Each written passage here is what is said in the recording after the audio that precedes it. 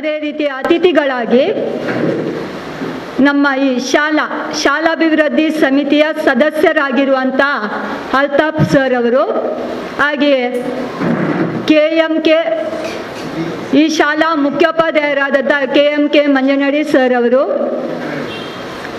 ಹೊಸ ಕುರಲ್ ಇದರ ಸಂಸ್ಥಾಪಕರಾಗಿರುವಂಥ ವಿದ್ಯಾಧರ್ ಶೆಟ್ಟಿಯವರು ಎಲ್ಲರೂ ಕೂಡ ವೇದಿಕೆಯಲ್ಲಿ ಆಸೀನರಾಗಿದ್ದಾರೆ. ಮುಖ್ಯವಾಗಿ ಮಕ್ಕಳಿಗೆ ಸಂಪನ್ಮೂಲ ವ್ಯಕ್ತಿಯಾಗಿದ್ದು ಮಾಹಿತಿಯನ್ನು ಕೊಡಲಿಕ್ಕೆ ನಮ್ಮ ಉಳ್ಳಾಲ ಪೊಲೀಸ್ ಠಾಣೆಯಿಂದ ಮನ್ಸೂರ್ ಅಲಿ ಸರ್ ಅವರು ASI ಮಾತ್ರವಲ್ಲದೆ ಹೃದಯ ಕವಿಯಾಗಿದ್ದು ಹಲವಾರು ಕವಿತೆಗಳ ಮೂಲಕ ಕವಿಗೋಷ್ಠಿಯ ಮೂಲಕ ಮಕ್ಕಳನ್ನು ರಂಜಿಸಲಿದ್ದಾರೆ. ಅವರು ಈಗ ಉಪಸ್ಥಿತರಿದ್ದಾರೆ. ಬಂದಿರುವ ಎಲ್ಲರಿಗೂ ಕೂಡ ನಮಿಸ್ತಾ ಇದ್ದೇನೆ. ಈಗ ಮೊದಲಿಂದಾಗಿ ನಮ್ಮ ಈ ಶಾಲಾ ವಿದ್ಯಾರ್ಥಿಗಳಿಂದ ಆಶಯ ಗೀತೆ. ಬಲಿ ಕೊಡಬೇಡಿ, ನಗುತ್ತಾ ಬಾಲಲಿ ಮಕ್ಕಳು, ನಗುತ್ತಾ ಬಾಲಲಿ ಮಕ್ಕಳು. ಮನೆಯ ದೀಪ ಎಲ್ಲರ ಮನೆಯಲ್ಲೂ, ಅವರ ಬಯಕೆಗಳ ಬಲಿ ಕೊಡಬೇಡಿ, ನಗುತ್ತಾ ಬಾಲಲಿ ಮಕ್ಕಳು, ನಗುತ್ತಾ ಬಾಲಲಿ. ಬಾಲೆಯ ಎಲೆಯಂತೆ ಮಕ್ಕಳ ಮನಸ್ಸುಗಳು, ಬಾಲೆಯ ಎಲೆಯಂತೆ ಮಕ್ಕಳ ಮನಸ್ಸುಗಳು, ಅವರ ಬಯಕೆಗಳ ಬಲಿ ಕೊಡಬೇಡಿ, ನಗುತ್ತಾ ಬಾಲಲಿ ಮಕ್ಕಳು, ನಗುತ್ತಾ ಬಾಲಲಿ. ಮಕ್ಕಳು ಮನೆಯ ದೀಪ ಎಲ್ಲರ ಮನೆಯಲ್ಲೂ, ಅವರ ಬಯಕೆಗಳ ಬಲಿ ಕೊಡಬೇಡಿ, ನಗುತ್ತಾ ಬಾಲಲಿ ಮಕ್ಕಳು, ನಗುತ್ತಾ ಬಾಲಲಿ. ಪಾಟಿ ಬಲಪ ಚೀಲ ಮಕ್ಕಳ ಪಾಲಿಗೆ ಇರಲಿ, ಪಾಟಿ ಬಲಪ ಚೀಲ ಮಕ್ಕಳ ಪಾಲಿಗೆ ಇರಲಿ. ಮನಸ್ಸನ್ನು ಬೆಳೆಸುವ, ಮನವನ್ನು ಬೆಳಗುವ ಸೇವೆಯೇ ಶಿಕ್ಷಕರ, ಆ ಸೇವೆಯೇ ಶಿಕ್ಷಕರ. ಮಕ್ಕಳು ಮನೆಯ ದೀಪ ಎಲ್ಲರ ಮನೆಯಲ್ಲೂ, ಅವರ ಬಯಕೆಗಳ ಬಲಿ ಕೊಡಬೇಡಿ, ನಗುತ್ತಾ ಬಾಲಲಿ ಮಕ್ಕಳು, ನಗುತ್ತಾ ಬಾಲಲಿ. ಆಟ ಹಾಡು ನೃತ್ಯಗಳು ಮಕ್ಕಳ ಪಾಲಿಗೆ ಸಿಗಲಿ, ಆಟ ಹಾಡು ನೃತ್ಯಗಳು ಮಕ್ಕಳ ಪಾಲಿಗೆ ಸಿಗಲಿ. ಮಕ್ಕಳ ಬೆಳೆಸುವ ರಕ್ಷಣಾ ಸೇವೆ ಪೋಷಕರಿಗೆ ಇರಲಿ, ಆ ಪೋಷಕರಿಗೆ ಇರಲಿ. ಮಕ್ಕಳು ಮನೆಯ ದೀಪ ಎಲ್ಲರ ಮನೆಯಲ್ಲೂ, ಅವರ ಬಯಕೆಗಳ ಬಲಿ ಕೊಡಬೇಡಿ, ನಗುತ್ತಾ ಬಾಲಲಿ ಮಕ್ಕಳು, ನಗುತ್ತಾ ಬಾಲಲಿ ಮಕ್ಕಳು, ನಗುತ್ತಾ ಬಾಲಲಿ. ಕಂಗೊಳಿಸಿದಾಗ ಹೇಗೆ ಬಾನಲೆಲ್ಲ ಬೆಳಕನ್ನು ಪಸರಿಸ್ತಾ ಇರ್ತಾನ, ಅದೇ ರೀತಿ ಈ ಆಶಯ ಗೀತೆಯೊಂದಿಗೆ ಬಹಳ ಒಳ್ಳೆಯದಾಗಿ ಇಂಪಾಗಿ ಎಲ್ಲರ ಮನಸ್ಸನ್ನು ಗೆದ್ದಿದ್ದೀರಿ. ಈಗ ಬಂದಿರುವ ಅತಿಥಿಗಳಿಗೂ ಇಲ್ಲಿ ನೆರೆದ ಸಮಸ್ತರಿಗೂ ಕೂಡ ಸ್ವಾಗತವನ್ನು ಮಾಡಲಿದ್ದಾರೆ ನಮ್ಮ ಈ ಶಾಲೆಯ ಮುಖ್ಯೋಪಾಧ್ಯಾಯರು. ಮಕ್ಕಳ ಹಕ್ಕುಗಳ ಮಾಸೋತ್ಸವ ಸಮಿತಿಯವರು ನಮಗೆ ಮಕ್ಕಳಿಗೆ ಸಮುದಾಯದಲ್ಲಿ ಸಮಾಜದಲ್ಲಿ ಬೆಳೆದು ಬೆಳಕಾಗುವಂಥ ಸಂದರ್ಭದಲ್ಲಿ ನಾವು ಸಹಿಸಬೇಕಾದಂಥ ಕೆಲವೊಂದು ಆಚಾರಗಳು, ವಿಚಾರಗಳು, ಅದರಲ್ಲಿ ಬರುವಂಥ ತೊಡಕುಗಳು, ಅದರೊಟ್ಟಿಗಿರುವಂಥ ಸ್ವಾತಂತ್ರ್ಯಗಳು, ಇದೆಲ್ಲವನ್ನ ಗುರುತಿಸಿಕೊಂಡು ಅದಕ್ಕೆ ಬೇಕಾದಂಥ ಪರಿಹಾರವನ್ನು ಕಂಡುಕೊಡುವಂಥ ನಿಟ್ಟಿನಲ್ಲಿ ವಿದ್ಯಾರ್ಥಿಗಳಿಗೆ ಮುಖತಃ ಇಂಥ ಒಂದು ಕಾರ್ಯಕ್ರಮವನ್ನು ಹಮ್ಮಿಕೊಂಡಿದ್ದಾರೆ. ಸ್ವಾಭಾವಿಕವಾಗಿ ಮಂಗಳೂರಿನಂಥ ದೊಡ್ಡ ದೊಡ್ಡ ನಗರ ಪ್ರದೇಶಗಳಲ್ಲಿ ಆದರೆ ಈ ಸಮಿತಿಯವರು ಕಾರ್ಯಕ್ರಮವನ್ನು ಹಮ್ಮಿಕೊಳ್ಳುವುದು ವಾಡಿಕೆ. ಅದರ ಗ್ರಾಮೀಣ ಪ್ರದೇಶ ಮತ್ತು ಸ್ವಲ್ಪ ದೂರ ಇರುವಂಥ ಪ್ರದೇಶಗಳಲ್ಲಿ ಖಾಲಿ ಪ್ಯಾಂಪ್ಲೆಟ್ನಲ್ಲಿ ಏನು ಬರುತ್ತಿದೆ ಮಾಸೋತ್ಸವವು, ಆ ಥರದ ಅರಿವು ಕಾರ್ಯಕ್ರಮಗಳು ಇತ್ಯಾದಿಗಳು ಬರುವುದು ಸ್ವಾಭಾವಿಕ. ಇವತ್ತು ಕಮಲಾಗೌಡರವರ ನೇತೃತ್ವದಲ್ಲಿ ಅವರ ತಂಡ, ಮೇರಿ ಪ್ರೇಮಿ ಫರ್ನಾಂಡಿಸ್ ರವರು ಇರ್ಬೋದು, ನಂದಾ ಪಾಯಸ್ ರವರು ಇರ್ಬೋದು, ಹಾಗೇನೆ ರಿಯಾಜ್ ರವರು, ಅದೇ ರೀತಿ ಆರಿಫ್, ಇವರೆಲ್ಲ ಒಂದು ಸಹಯೋಗದಲ್ಲಿ ನಮ್ಮ ಶಾಲೆಯಲ್ಲಿ ವಿದ್ಯಾರ್ಥಿಗಳಿಗೆ ನೇರವಾಗಿ ಮಾಡುವಂಥ ಈ ಒಂದು ವಿಚಾರ. ಯಾಕೆ ಅದು ನಾವು ಹೇಳಬೇಕು ಅಂತ ಹೇಳಿದ್ರೆ, ನಮ್ಮ ವಿದ್ಯಾರ್ಥಿಗಳಿಗೂ ರೆಕ್ಕೆ ಇದೆ, ಅವರಿಗೆ ಪುಕ್ಕ ಇದೆ, ಹಾರಬೇಕು ಅಂತೇಳಿ ಆಗುತ್ತೆ. ಹಾರುವಂಥ ಸಂದರ್ಭದಲ್ಲಿ ತೊಡಕಾಗುವಂಥ ವಿಚಾರಗಳು ಬಹಳಷ್ಟಿದೆ. ಹಾರಿ ರೆಕ್ಕೆ ಮುರಿದ ನಂತರ ಅದರ ಬಗ್ಗೆ ಪಶ್ಚಾತ್ತಾಪ ನಾವು ಪಟ್ಟುಕೊಳ್ಳುವುದಲ್ಲ. ಆದ ಕಾರಣ ನಮ್ಮ ರೆಕ್ಕೆ ಬೆಳೆಯುವಂಥ ಸಮಯದಲ್ಲಿ ಅದನ್ನು ಆರೋಗ್ಯಯುತವಾಗಿ ಬೆಳೆಸುವಂಥ ಒಂದು ವ್ಯವಸ್ಥೆ ಆಗಬೇಕು. ಆ ನಿಟ್ಟಿನಲ್ಲಿ ಇವತ್ತು ಈ ಸಮಿತಿಯವರು ಕೆಲಸ ಮಾಡ್ತಾ ಇದ್ದಾರೆ. ಅದರಲ್ಲಿ ವಿಶೇಷವಾಗಿ ನಾವು ಹೇಳಬೇಕು ಅಂತ ಹೇಳಿದರೆ, ನಮ್ಮ ಹೊಸಕೊರಲ್ ಬಳಗ ತೊಕ್ಕೊಟ್ಟು ಇಲ್ಲಿ ಇವರು ಬಹಳಷ್ಟು ಕಾರ್ಯಕ್ರಮಗಳನ್ನು ಹಮ್ಮಿಕೊಳ್ತಾರೆ. ಯಾಕೆಂತ ಹೇಳಿದ್ರೆ, ಈ ವರ್ಷದಲ್ಲಿ 20ನೇ ವರ್ಷವನ್ನ ಆಚರಿಸುವಂತ ವಿಂಶತಿ ಉತ್ಸವವನ್ನು ಆಚರಿಸುವಂತ ಒಂದು ಕಾರ್ಯಕ್ರಮ, ಅದರ 20 ಕಾರ್ಯಕ್ರಮಗಳಾಗಬೇಕು. ಅದು ಇವತ್ತು ನಾವು 20 ಬಿಟ್ಟು 200 ಕಾರ್ಯಕ್ರಮಗಳತ್ತ ಸಾಗುವಂತ ಒಂದು ಸನ್ನಿವೇಶ ವ್ಯವಸ್ಥೆ ಇದಾಗಿದೆ. ಇದರಲ್ಲಿ ಅವರ ಸಹಭಾಗಿತ್ವ ಸಹ ಉತ್ತಮವಾಗಿ ನಡೆಯುವಂತ ಕಾರ್ಯಕ್ರಮಗಳಿವೆ. ಅದು ಬೀಚ್ ಸ್ವಚ್ಛತೆ ಇರ್ಬೋದು, ಪರಿಸರ ಸ್ವಚ್ಛತೆ ಇರ್ಬೋದು, ಬ್ಲಡ್ ಕ್ಯಾಂಪ್ ಇರ್ಬೋದು, ಅಥವಾ ಇನ್ನಿತರ ನೂರಾರು ಕಾರ್ಯಕ್ರಮಗಳನ್ನ ಅದು ಹಾಕಿಕೊಂಡು ಹೀಗೆ ಮುನ್ನಡೀತಾ ಇದೆ. ಅದರೊಟ್ಟಿಗೆ ಕೈಂಡ್ನೆಸ್ ಚಾರಿಟಿ ಸರ್ವಿಸ್ ಅಂತೇಳಿ, ಅದು ಬಹುಶಃ ನಮ್ಮ ದಕ್ಷಿಣ ಕನ್ನಡ ಜಿಲ್ಲೆಯಾದ್ಯಂತ. ಯಾಕಂತೇಳಿದ್ರೆ ನಾವು ಇಲ್ಲಿ ಎಲ್ಲ ಕಾಯ್ತಾ ಇದ್ದೇವೆ, ಗಲ್ಫಿಗೆ ಹೋಗಿದ್ದಾರೆ ಅಂತ, ಫಾರಿನಿಗೆ ಹೋಗ್ತಾರೆ, ನಮ್ಮ ಮನೆಯವರೆಲ್ಲ ಫಾರಿನಿಗೆ ಹೋಗ್ತಾರೆ. ಫಾರಿನ್ಗೆ ಹೋದಂಥ ಸಂದರ್ಭದಲ್ಲಿ ನಾವೆಲ್ಲ ಸಂತೋಷ ಪಟ್ಟುಕೊಳ್ತೇವೆ. 1 ವರ್ಷ ಕಳೆದ ಕೂಡಲೇ ಆಸೆಯಲ್ಲಿ ಇರ್ತಾರೆ, ಅವರು ಬರುವಾಗ ಅದು ತರ್ತಾರೆ ಇದು ತರ್ತಾರೆ ಎಂಬಂತ ಸಂತೋಷದಲ್ಲಿ ಇರ್ತೀವಿ. ಹೋಗುವಾಗ ನೋಡದಿದ್ರು ಬರುವಾಗ ಏರ್ಪೋರ್ಟಿಗೆ ಹೋಗುವಂತ ಸನ್ನಿವೇಶದಲ್ಲಿ ಇರ್ತದೆ. ಆದ್ರೆ ಇವತ್ತು ಆರಿಫ್ನವರ ನೇತೃತ್ವದಲ್ಲಿ ಬಹುಶಃ ಆ ಕೈಂಡ್ನೆಸ್ ಸರ್ವಿಸ್ ಎಂಬಂಥದ್ದು ವಿದ್ಯಾರ್ಥಿಗಳ ಶೈಕ್ಷಣಿಕವಾದಂಥ ಕಾರ್ಯಕ್ರಮಗಳಂತವು ಏನಾಗುತ್ತೆ ಅಂತ ಹೇಳಿದ್ರೆ, ಅದು ತನ್ನ ಹಸ್ತವನ್ನು ಚಾಚುತ್ತೆ. ಅಂದ್ರೆ ಶೈಕ್ಷಣಿಕವಾದಂಥ ಕಾರ್ಯಕ್ರಮ ಅಂತ ಹೇಳುವಂಥ ಸಮಯದಲ್ಲಿ ಅದು ಅವರ ಮಕ್ಕಳಿಗೆಲ್ಲ, ಅವರ ಸ್ವಂತ ಮಕ್ಕಳಿಗೆಲ್ಲ. ಅವರಲ್ಲಿ ನಾನು ಮೊದಲು ಮಾತನಾಡಿದಾಗ, ನಾನು ನಮ್ಮ ಸ್ಪೋರ್ಟ್ಸಿನ ಸಂದರ್ಭದಲ್ಲಿ 10,000 ರೂಪಾಯಿಗಳನ್ನು ಅವರ ಚಾರಿಟಿಯಿಂದ ನಮಗೆ ಕೊಟ್ಟಿದ್ದಾರೆ. ಅದಲ್ಲದೆ ಕಾರ್ಯಕ್ರಮಕ್ಕೆ ಅವರು ಬಂದಿದ್ದಾರೆ. ಆ ಬಂದವರು ಹೇಳಿದರು, ಕನ್ನಡ ಮಾಧ್ಯಮ ಶಾಲೆಗಳಿಗೆ ಏನೆಲ್ಲ ವ್ಯವಸ್ಥೆಗಳನ್ನು ನಾವು ಮಾಡ್ತಾ ಇದ್ದೇವೆ, ಖಂಡಿತವಾಗಿಯೂ ನಿಮ್ಮ ಶಾಲೆಗೂ ನಾನು ಉತ್ತಮವಾದಂಥ ಒಂದು ಸಹಕಾರವನ್ನು ಕೊಡ್ಲಿಕ್ಕಿದ್ದೇವೆ ಅಂತೆಲ್ಲ ಹೇಳಿದ್ದಾರೆ. ನಾನು ಹೇಳ್ತೇನೆ. ಮತ್ತೆ ಹಾಗೇನೆ ಈ ಎಲ್ಲ ಸಂಸ್ಥೆಗಳ ಸಹಯೋಗದಲ್ಲಿ ಬಹುಶಃ ನಾವು ಹೇಳಬೇಕು ಅಂತ ಹೇಳಿದರೆ, ಆಡು ಮುಟ್ಟದ ಸೊಪ್ಪಿಲ್ಲ ಅಂತ ಹೇಳ್ತಾರೆ, ಎಲ್ಲವನ್ನು ಆಡು ಮುಟ್ಟಿ ಹೋಗ್ತದಂತೆ. ಅದೇ ರೀತಿಯಲ್ಲಿ ನಮ್ಮ ಸಮುದಾಯದಲ್ಲಿರುವಂಥ ಒಂದು ಇಲಾಖೆ ಎಂದೇ ಪೊಲೀಸ್ ಇಲಾಖೆ. ಪೊಲೀಸ್ ಇಲಾಖೆ ಅಂತ ಹೇಳಿದ್ರೆ ಅವರಿಗೆ ಸೀಮಿತವಾದಂಥ ವ್ಯವಸ್ಥೆ ಇಲ್ಲ, ಸೀಮಿತವಾದಂಥ ಸಮಯ ಇಲ್ಲ, ಸೀಮಿತವಾದಂಥ ಪರಿಧಿ ಇಲ್ಲ. ಎಲ್ಲದಕ್ಕೂ ಅವ್ರು ಮಾಡಬೇಕಾಗ್ತದೆ. ನಾನೊಬ್ಬ ಹೆಡ್ ಮಾಸ್ಟರ್ ಆದರೆ ಶಾಲೆ ಚೌಕಟ್ಟಲ್ಲಿ ಇರಬೇಕಾಗುತ್ತೆ, ಅಥವಾ ನಾನೊಬ್ಬ ಹೆಡ್ ಮಾಸ್ಟರ್ ಆದರೆ ಶಿಕ್ಷಣ ಇಲಾಖೆ ಚೌಕಟ್ಟಲ್ಲಿ ಇರಬೇಕಾಗ್ತದೆ, ಅಥವಾ ಸಮುದಾಯದವಾದಂಥ ಒಂದು ಚೌಕಟ್ಟು ಇರಬೇಕಾಗ್ತದೆ. ಆದರೆ ಎಲ್ಲ ಚೌಕಟ್ಟುಗಳನ್ನು ಮೀರಿ ಅವರು ಸಮುದಾಯದಲ್ಲಿ ಶಾಂತಿಯನ್ನು ನೆಲೆಸುವಂಥ ವ್ಯವಸ್ಥೆ ಮಾಡಬೇಕು ಅಂತ ಹೇಳಿದ್ರೆ ಅದು ಪೊಲೀಸ್ ಇಲಾಖೆ. ಅವರು ಸಹ ಇವತ್ತು ಕೈ ಜೋಡಿಸಿಕೊಂಡು ಪುನಃ, ಯಾಕಂದ್ರೆ ನೀವು ಜಾಸ್ತಿ ನಮಗೆ ತಲೆಹರಟೆಗಳಾಗಬಾರ್ದು ಮಕ್ಕಳು, ಆ ರೀತಿಯಾಗಿ ಇದ್ರೆ ನಮ್ಮ ಕಾನೂನನ್ನು ಅರಿತುಕೊಳ್ಳಿ ಎಂಬುದರ ಬಗ್ಗೆ ಮಾಹಿತಿ ನೀಡುವಲ್ಲಿ. ಈಗ ಉದಾಹರಣೆಗೆ ಮನೆ ನೋಡ್ಬೋದು, ಒಂದು ಹುಡುಗಿ ಓದವಳಿಲ್ಲ, ಎಲ್ಲಿ ಅಂತ ಹೇಳುವಾಗ ಎಲ್ಲೇ ಇದ್ದಿಲ್ಲ ಅಂದ್ರೆ ಅದ್ರ ಮನೆಗೆ ಹೋದಳು. ನಿನ್ನೆ ಒಂದು ಶಾಲೆಯವರು ನನಗೆ ಫೋನ್ ಮಾಡಿದರು. ಫೋನ್ ಮಾಡಿ ಹೇಳಿದರು, ಮಕ್ಕಳ ದಿನಾಚರಣೆ ದಿವಸ ನಮ್ಮ ಹುಡುಗಿ ಹೋಗಿದ್ದಾಳೆ, ಅದು ನಿಮ್ಮ ಶಾಲೆಯ ಒಂದು ಹುಡುಗಿ ಒಟ್ಟಿಗೆ ಹೋಗಿದ್ದಾಳೆ ಅಂತೆ. ನಂತರ ಸಾಯಂಕಾಲ ಎಲ್ಲ ವಿಚಾರಿಸಿ ನೋಡುವಾಗ ಅವಳು ಬೇರೆ ಎಲ್ಲಿಗಾದರೂ ಹೋಗಿದ್ದಾಳೆ. ಯಾಕಂದ್ರೆ ನಾವು ಹೋಗ್ಬೋದು, ನಾನು ಅದನ್ನ ಯಾವಾಗಲೂ ಹೇಳ್ತಾ ಇರ್ತೇನೆ, ನೀವು ಹೋಗುವುದಕ್ಕೆ ಏನಾಗಿರುತ್ತೆ ಅಂತ ಹೇಳಿದ್ರೆ ಯಾರು ತಡೆ ಒಡ್ಡುವವರಿಲ್ಲ, ಅದು ನಿಮ್ಮ ಮನೆಯವರಿಗೆ ಗೊತ್ತಿರಬೇಕು. ಗೊತ್ತಿಲ್ಲ ಅಂತ ಹೇಳಿದ್ರೆ ಅನಾಹುತಗಳನ್ನು ನೀವೇ ಎಳೆದಾಕಿಕೊಳ್ತೀರಿ ಅಂತ. ಆ ನಿಟ್ಟಿನಲ್ಲಿ ನಮ್ಮನ್ನೆಲ್ಲ ನೋಡುವಂತ ವ್ಯವಸ್ಥೆಯಲ್ಲಿ ಇವತ್ತು ಮಕ್ಕಳ ಹಕ್ಕುಗಳ ಮಾಸೋತ್ಸವ ಸಮಿತಿಯು ಎಲ್ಲರನ್ನು ವೇದಿಕೆಯಲ್ಲಿ ಕಲೆ ಹಾಕಿ ಕೂತುಗೊಳಿಸುವಂತ ವ್ಯವಸ್ಥೆ ಮಾಡಿದೆ. ಯಾಕಂತ ಹೇಳಿದ್ರೆ ಮನುಷ್ಯನ ಜೀವನದಲ್ಲಿ ಒಂದು ಗೋಲ್ಡನ್ ಅಪಾರ್ಚುನಿಟಿ ಇದ್ರೆ ಅದು ಬಹುಶಃ ಅವನ 10ನೇ ತರಗತಿಗೆ ಅದು ಮುಗಿಯುತ್ತೆ. 10ನೇ ತರಗತಿ ಎಂಬುದು ಅವರೊಂದು ಸುವರ್ಣಮಯವಾದಂತಹ ಒಂದು ಕಾಲವಾಗಿರ್ತದೆ. ಅಲ್ಲಿವರೆಗೆ ನಮ್ಮನ್ನು ಮನೆಯಲ್ಲಿ ಯಾವುದಕ್ಕೂ ಕೇಳುವುದಿಲ್ಲ, ನಮ್ಮನ್ನು ಮನೆಯಲ್ಲಿ ಎಲ್ಲದಕ್ಕೂ ಬಿಟ್ಟಿರ್ತಾರೆ, ನಮ್ಮನ್ನು ಮನೆಯಲ್ಲಿ ಯಾವುದಕ್ಕೂ ಅದರಲ್ಲಿ ಬ್ಯಾನ್ ಇರುವುದಿಲ್ಲ. ನಾವು ಸ್ವಚ್ಛಂದವಾಗಿ ನಡೆಯುತ್ತೇವೆ, ಸ್ವಚ್ಛಂದವಾಗಿ ನಾವು ವಿವರಿಸ್ತೇವೆ. ಆ ಸಂದರ್ಭದಲ್ಲಿ ನಮ್ಮಲ್ಲಿ ಕೆಲವು ತಪ್ಪುಗಳು, ನಮ್ಮಲ್ಲಿ ಕೆಲವು ದುರ್ನಡತೆಗಳು ಎಲ್ಲ ಬರುತ್ತೆ. ಈ ಸಂದರ್ಭದಲ್ಲಿ ನಾವು ತಿದ್ದಬೇಕು. ಕಾಲೇಜಿಗೆ ಹೋದ ಮೇಲೆ ತಿದ್ದುವುದಲ್ಲ, ಅಥವಾ ಅವನು ಸಮಾಜದಲ್ಲಿ ಬೆಳೆದು ನಿಂತ ಮೇಲೆ ತಿದ್ದುವುದಲ್ಲ. ಇಲ್ಲಿ ನಾವು ತಿದ್ದಿದಾಗ ಅದು ಸಮುದಾಯಕ್ಕೆ ಒಂದು ಉತ್ತಮವಾದಂಥ ಕೊಡುಗೆಯಾಗುತ್ತೆ ಎಂಬುದನ್ನ ಬಹುಶಃ ಮಕ್ಕಳ ಹಕ್ಕುಗಳ ಮಾಸೋತ್ಸವ ಸಮಿತಿಯವರು ಮನಗೊಂಡು ಇವತ್ತು ಹೈಸ್ಕೂಲ್ನ ಮಕ್ಕಳಿಗೆ ಈ ಕಾರ್ಯಕ್ರಮವನ್ನು ಕೊಡುವಂತ ವ್ಯವಸ್ಥೆ ಮಾಡ್ತಾರೆ.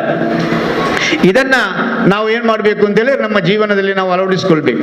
ಒಂದು ಮಾತನ್ನು ಹೇಳ್ತಾರೆ, ಅದನ್ನು SI ಅವರು ನಿಮಗೆ ಉತ್ತಮ ರೀತಿಯಿಂದ ಮನ್ಸೂರ್ ಅಲಿ ಅವರು ಹೇಳ್ಬೋದು. ಒಮ್ಮೆ ಇತ್ತು ಸ್ವಲ್ಪ ವರ್ಷದ ಹಿಂದೆ, ಏನಂತ ಹೇಳಿದ್ರೆ ನಮಗೇನು ತೊಂದರೆ ಇಲ್ಲ, ಈ ಅಫೀಮುಗಳು ಅಥವಾ ಮಾದಕ ದ್ರವ್ಯಗಳು ನಮ್ಮ ದೇಶದಲ್ಲಿಲ್ಲ, ದೂರದ ಅಫಘಾನಿಸ್ತಾನದಲ್ಲಿ ಬೆಳೀತಾರೆ, ಅಲ್ಲಿಂದ ಹಡಗಿನಲ್ಲಿಯೋ ವಿಮಾನದಲ್ಲಿಯೋ ನಮ್ಮ ಊರಿಗೆ ಬರುತ್ತೆ ಅಂತ. ಪರವಾಗಿಲ್ಲ, ತುಂಬಾ ದೂರ ಉಂಟು, ಬರಲಿಕ್ಕೆ ಸಮಯ ಉಂಟು ಅಂತಲ್ಲಿ ನಾವು ಕಾಯ್ತಾ ಇದ್ದೇವೆ. ಅಲ್ಲ, ನಮ್ಮ ದೇಶಕ್ಕೂ ಬಂತು, ದೇಶಕ್ಕೆ ಬಂದಾಗ ಸಹ ನಾವು ಕಾದೆವು, ಇನ್ನು ಕೆಲವು ರಾಜ್ಯಗಳನ್ನು ದಾಟಬೇಕು ಅಂತ. ಇಲ್ಲ, ರಾಜ್ಯವನ್ನು ದಾಟಿ ನಮ್ಮ ರಾಜ್ಯಕ್ಕೆ ಬಂತು. ಆ ರಾಜ್ಯಕ್ಕೆ ಬಂದ ಸಮಯದಲ್ಲಿ ಸಹ ನಾವು ಸುಮ್ಮನೆ ಇದ್ದೆವು. ನಮ್ಮ ಜಿಲ್ಲೆಗೆ ಬಂತು, ನಮ್ಮ ತಾಲೂಕಿಗೆ ಬಂತು, ನಮ್ಮ ಊರಿಗೆ ಬಂತು. ಊರಿಗೆ ಬಂದದ್ದು ನಿಲ್ಲಿಲ್ಲ, ನಮ್ಮ ಶಾಲೆಯ ಕಂಪೌಂಡಿನ ಹೊರಗೆ ಬಂತು. ಶಾಲೆಯ ಕಂಪೌಂಡಿನ ಹೊರಗೆ ಬಂದು ನಮ್ಮನ್ನು ಕೈ ಬೀಸಿ ಕರೆಯುವಂತಾಯಿತು, ಬನ್ನಿ ನೀವು ಚಾಕೊಲೇಟ್ನೊಟ್ಟಿಗೆ ಇದು ತಗೊಳ್ಳಿ, ಇದು ನಿಮಗೆ ಉತ್ತಮವಾದಂಥ ವ್ಯವಸ್ಥೆ ಇದೆ. ಆ ಸಂದರ್ಭದಲ್ಲಿ ಸಮಾಜದಲ್ಲಿ ಕಾಳಜಿ ಇರುವಂತ ಇವರು ಎಚ್ಚೆತ್ತುಕೊಳ್ಳುವಂತ ವ್ಯವಸ್ಥೆ ಬಂತು. ಇವತ್ತು ನೀವು ನೋಡಬಹುದು, ತಲೆದಿಂಬಿನಂತ ಚಿಕ್ಕದಾದಂತ ಒಂದು ಪ್ಯಾಕೆಟ್ ನಿಮ್ಮೆಲ್ಲರ ಕಿಸೆಯಲ್ಲಿದೆ. ಅದು ಯಾರಲ್ಲಿ ಉಂಟು ಯಾರಲ್ಲಿ ಇಲ್ಲ ಅಂತ ಇಲ್ಲ, ತಲೆದಿಂಬಿನಾಗಿದೆ. ಅದನ್ನು ನೀವು ತೆಗೆಯುವುದು, ಇಲ್ಲಿಗೆ ಇಡುವುದು ಅಥವಾ ಇಲ್ಲಿಗೆ ಇಡುವುದು, ಮತ್ತೆ ಇನ್ನೆಲ್ಲಿಯಾದರೂ ಇಡುವುದು, ಅದರಿಂದ ನಿಮಗೆ ಮಾದಕವಾದಂತ ಅಮಲಾದಂತ ವ್ಯವಸ್ಥೆಗಳಾಗುವುದು. ಇದು ಮುಂದೆ ನಿಮ್ಮ ಜೀವನದಲ್ಲಿ ಮಾರಕವಾಗಿ, ನಿಮ್ಮ ಜೀವನಕ್ಕೆ ಮಾರಕವಾಗಿ ಬರುವುದು. ಅದರಿಂದ ನಿಮಗೆ, ನಿಮ್ಮ ಮನೆಯವರಿಗೆ, ನಿಮ್ಮ ಪರಿಸರಕ್ಕೆ, ನಿಮ್ಮ ಊರಿಗೆ, ಸಮುದಾಯಕ್ಕೆ ಆಪತ್ತು ತರುವಂತಹ ಒಂದು ವ್ಯವಸ್ಥೆ. ಮೊನ್ನೆ ನಾನು ಒಬ್ಬರಲ್ಲಿ ಕೇಳಿದೆ, ನೀವ್ಯಾಕೆ ಅವರು ಅಷ್ಟು ನಿಮ್ಮನ್ನು ಬೈತಾ ಇದ್ದಾರಲ್ಲ, ನೀವ್ಯಾಕೆ ಸುಮ್ಮನೆ ಇದ್ದದ್ದು ಅಂತ ಕೇಳಿದೆ. ಅದಕ್ಕೆ ಅವರು ನನಗೆ ಹೇಳ್ತಾರೆ, ಏನಂತ ಹೇಳಿದ್ರೆ, ಕಲ್ಲು ಕುಡಿಯುವವನ ಹತ್ರ ಆದರೂ ಜಗಳ ಮಾಡಬಹುದು, ಒಂದು ಪೆಟ್ಟು ಕೊಟ್ಟರೆ ಅವನು ಕಲ್ಲು ಕುಡಿದದ್ದು ಇಳೀತದೆ, ಆದರೆ ಈ ಉಳಿದದನ್ನು ಎಳೆಯುವವರೆಲ್ಲ ಇದ್ದಾರಲ್ಲ, ಅದು ಜಾಸ್ತಿ ಆಗ್ತಾ ಹೋಗುದು ಅಂತ. ಅದು ಅವನ ಹತ್ರ ನಾವು ಮಾತನಾಡಿದ ಕೂಡಲೇ ಅವನಿಗೆ ಜಾಸ್ತಿ ಆಗ್ತಾ ಹೋಗುದು, ಕಡಿಮೆ ಆಗ್ತಾ ಹೋಗುದಲ್ಲ ಅಂತ. ಅದು ನಮ್ಮ ಜೀವನದ ಅವಸಾನದ ಅಥವಾ ನಮ್ಮ ಜೀವನವನ್ನ ಅಧಪತನಕ್ಕೆ ಕೊಂಡು ಹೋಗುವಂತ ಒಂದು ವ್ಯವಸ್ಥೆ ಎಂಬುದನ್ನ ಅರಿತುಕೊಂಡು ಇವತ್ತು ಉತ್ತಮವಾದಂಥ ಕೆಲಸವನ್ನು ಮಾಡ್ತಾ ಇದ್ದಾರೆ.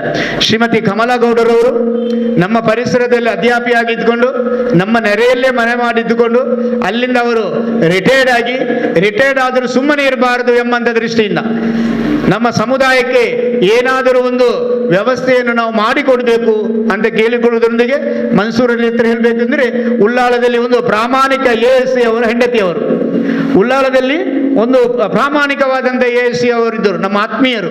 ಅವರ ಪತ್ನಿ ಶ್ರೀಮತಿ ಕಮಲಾಗೌಡರವರು ಈ ಒಂದು ವ್ಯವಸ್ಥೆಯನ್ನು ಮಾಡಲಿಕ್ಕೆ ಇವತ್ತು ವ್ಯವಸ್ಥೆಯನ್ನು ಮಾಡ್ತಾ ಇದ್ದಾರೆ.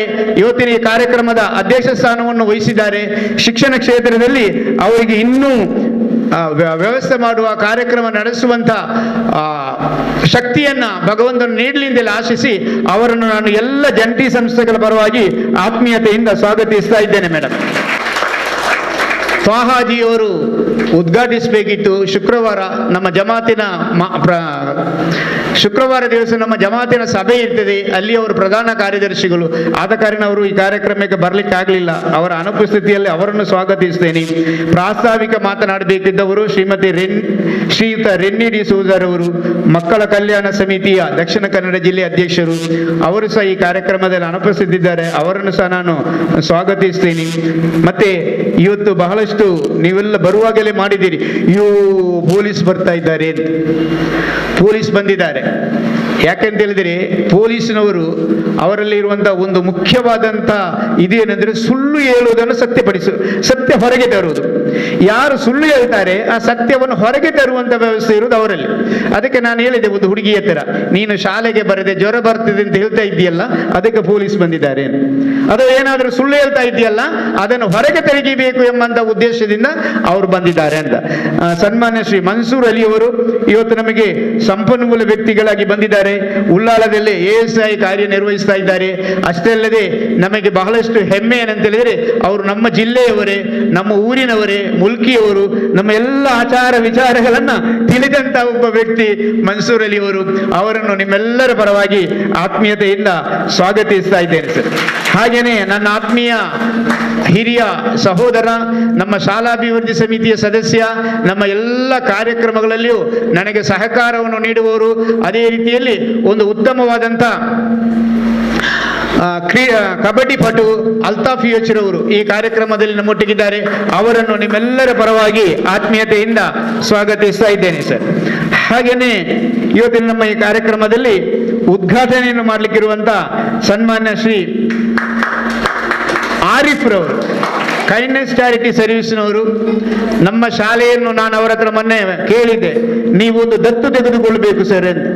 ಯಾಕಂದ್ರೆ ನಮ್ಮದು ಕನ್ನಡ ಮಾಧ್ಯಮ ಶಾಲೆ, ಈ ಶಾಲೆಯನ್ನು ನೀವು ಒಂದು ದತ್ತು ತೆಗೆದುಕೊಳ್ಬೇಕು ಅಂತ.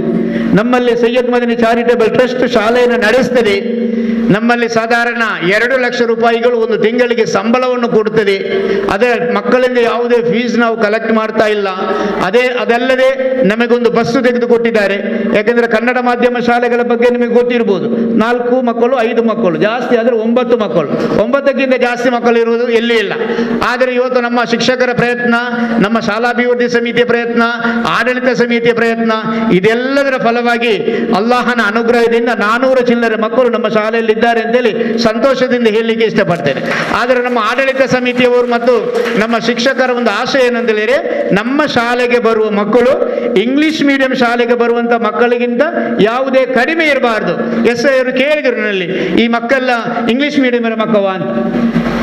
ಯಾಕಂತೇಳಿದ್ರೆ ನಮ್ಮ ಶಿಸ್ತು, ನಿಮ್ಮ ಯೂನಿಫಾರ್ಮ್, ಇದನ್ನೆಲ್ಲ ನಮ್ಮ ಆಡಳಿತ ಮಂಡಳಿಯವರು, ನಮ್ಮ ಟೀಚರ್ಸ್ನವರು ಒಂದು ವರ್ಷದಲ್ಲಿ ಸಾಧಾರಣ ಒಂದು 4 ಲಕ್ಷ ರೂಪಾಯಿಗಳ ಅಂದಾಜು ವೆಚ್ಚದ ಯೂನಿಫಾರ್ಮ್ ಅನ್ನು ನಮ್ಮ ಮಕ್ಕಳಿಗೆ ಉಚಿತವಾಗಿ ಕೊಡ್ತಾರೆ. ಅದೇ ರೀತಿಯಲ್ಲಿ ಉಳಿದಂತ ಎಲ್ಲ ವ್ಯವಸ್ಥೆಗಳನ್ನು ಕೊಡ್ತಾರೆ. ಇದರೊಟ್ಟಿಗೆ ನೀವು ಕೈ ಜೋಡಿಸಬೇಕು ಹಾರಿಫ್ರವರು ಅಂತೇಳಿ ಕೇಳಿಕೊಳ್ತಾನೆ. ಅವರು ನನಗೊಂದು ಭರವಸೆಯನ್ನು ಕೊಟ್ಟಿದ್ದಾರೆ, ನಾನು ಖಂಡಿತ ಮಾಡ್ತೇನೆ ಅಂತ. ಅವರಲ್ಲಿ ನಾನು ವಿನಂತಿಸಿಕೊಳ್ಳುವುದೇನೆಂದರೆ, ಪ್ರಥಮವಾಗಿ ಇಷ್ಟೊಂದು ಸುಂದರವಾದಂತ ಒಂದು ಸಭಾಂಗಣ ನಮ್ಮಲ್ಲಿದೆ. ಈ ಸಭಾಂಗಣ ಮಕ್ಕಳು ಸಹ ನಾವು ಹಣ ಕೊಡಲಿಲ್ಲ. ಇದನ್ನ ಮಾಡಿದವರು ನಮ್ಮ ಕಾರ್ಯದರ್ಶಿಗಳಾದಂಥ ತ್ವಾಹಾಜಿಯವರು.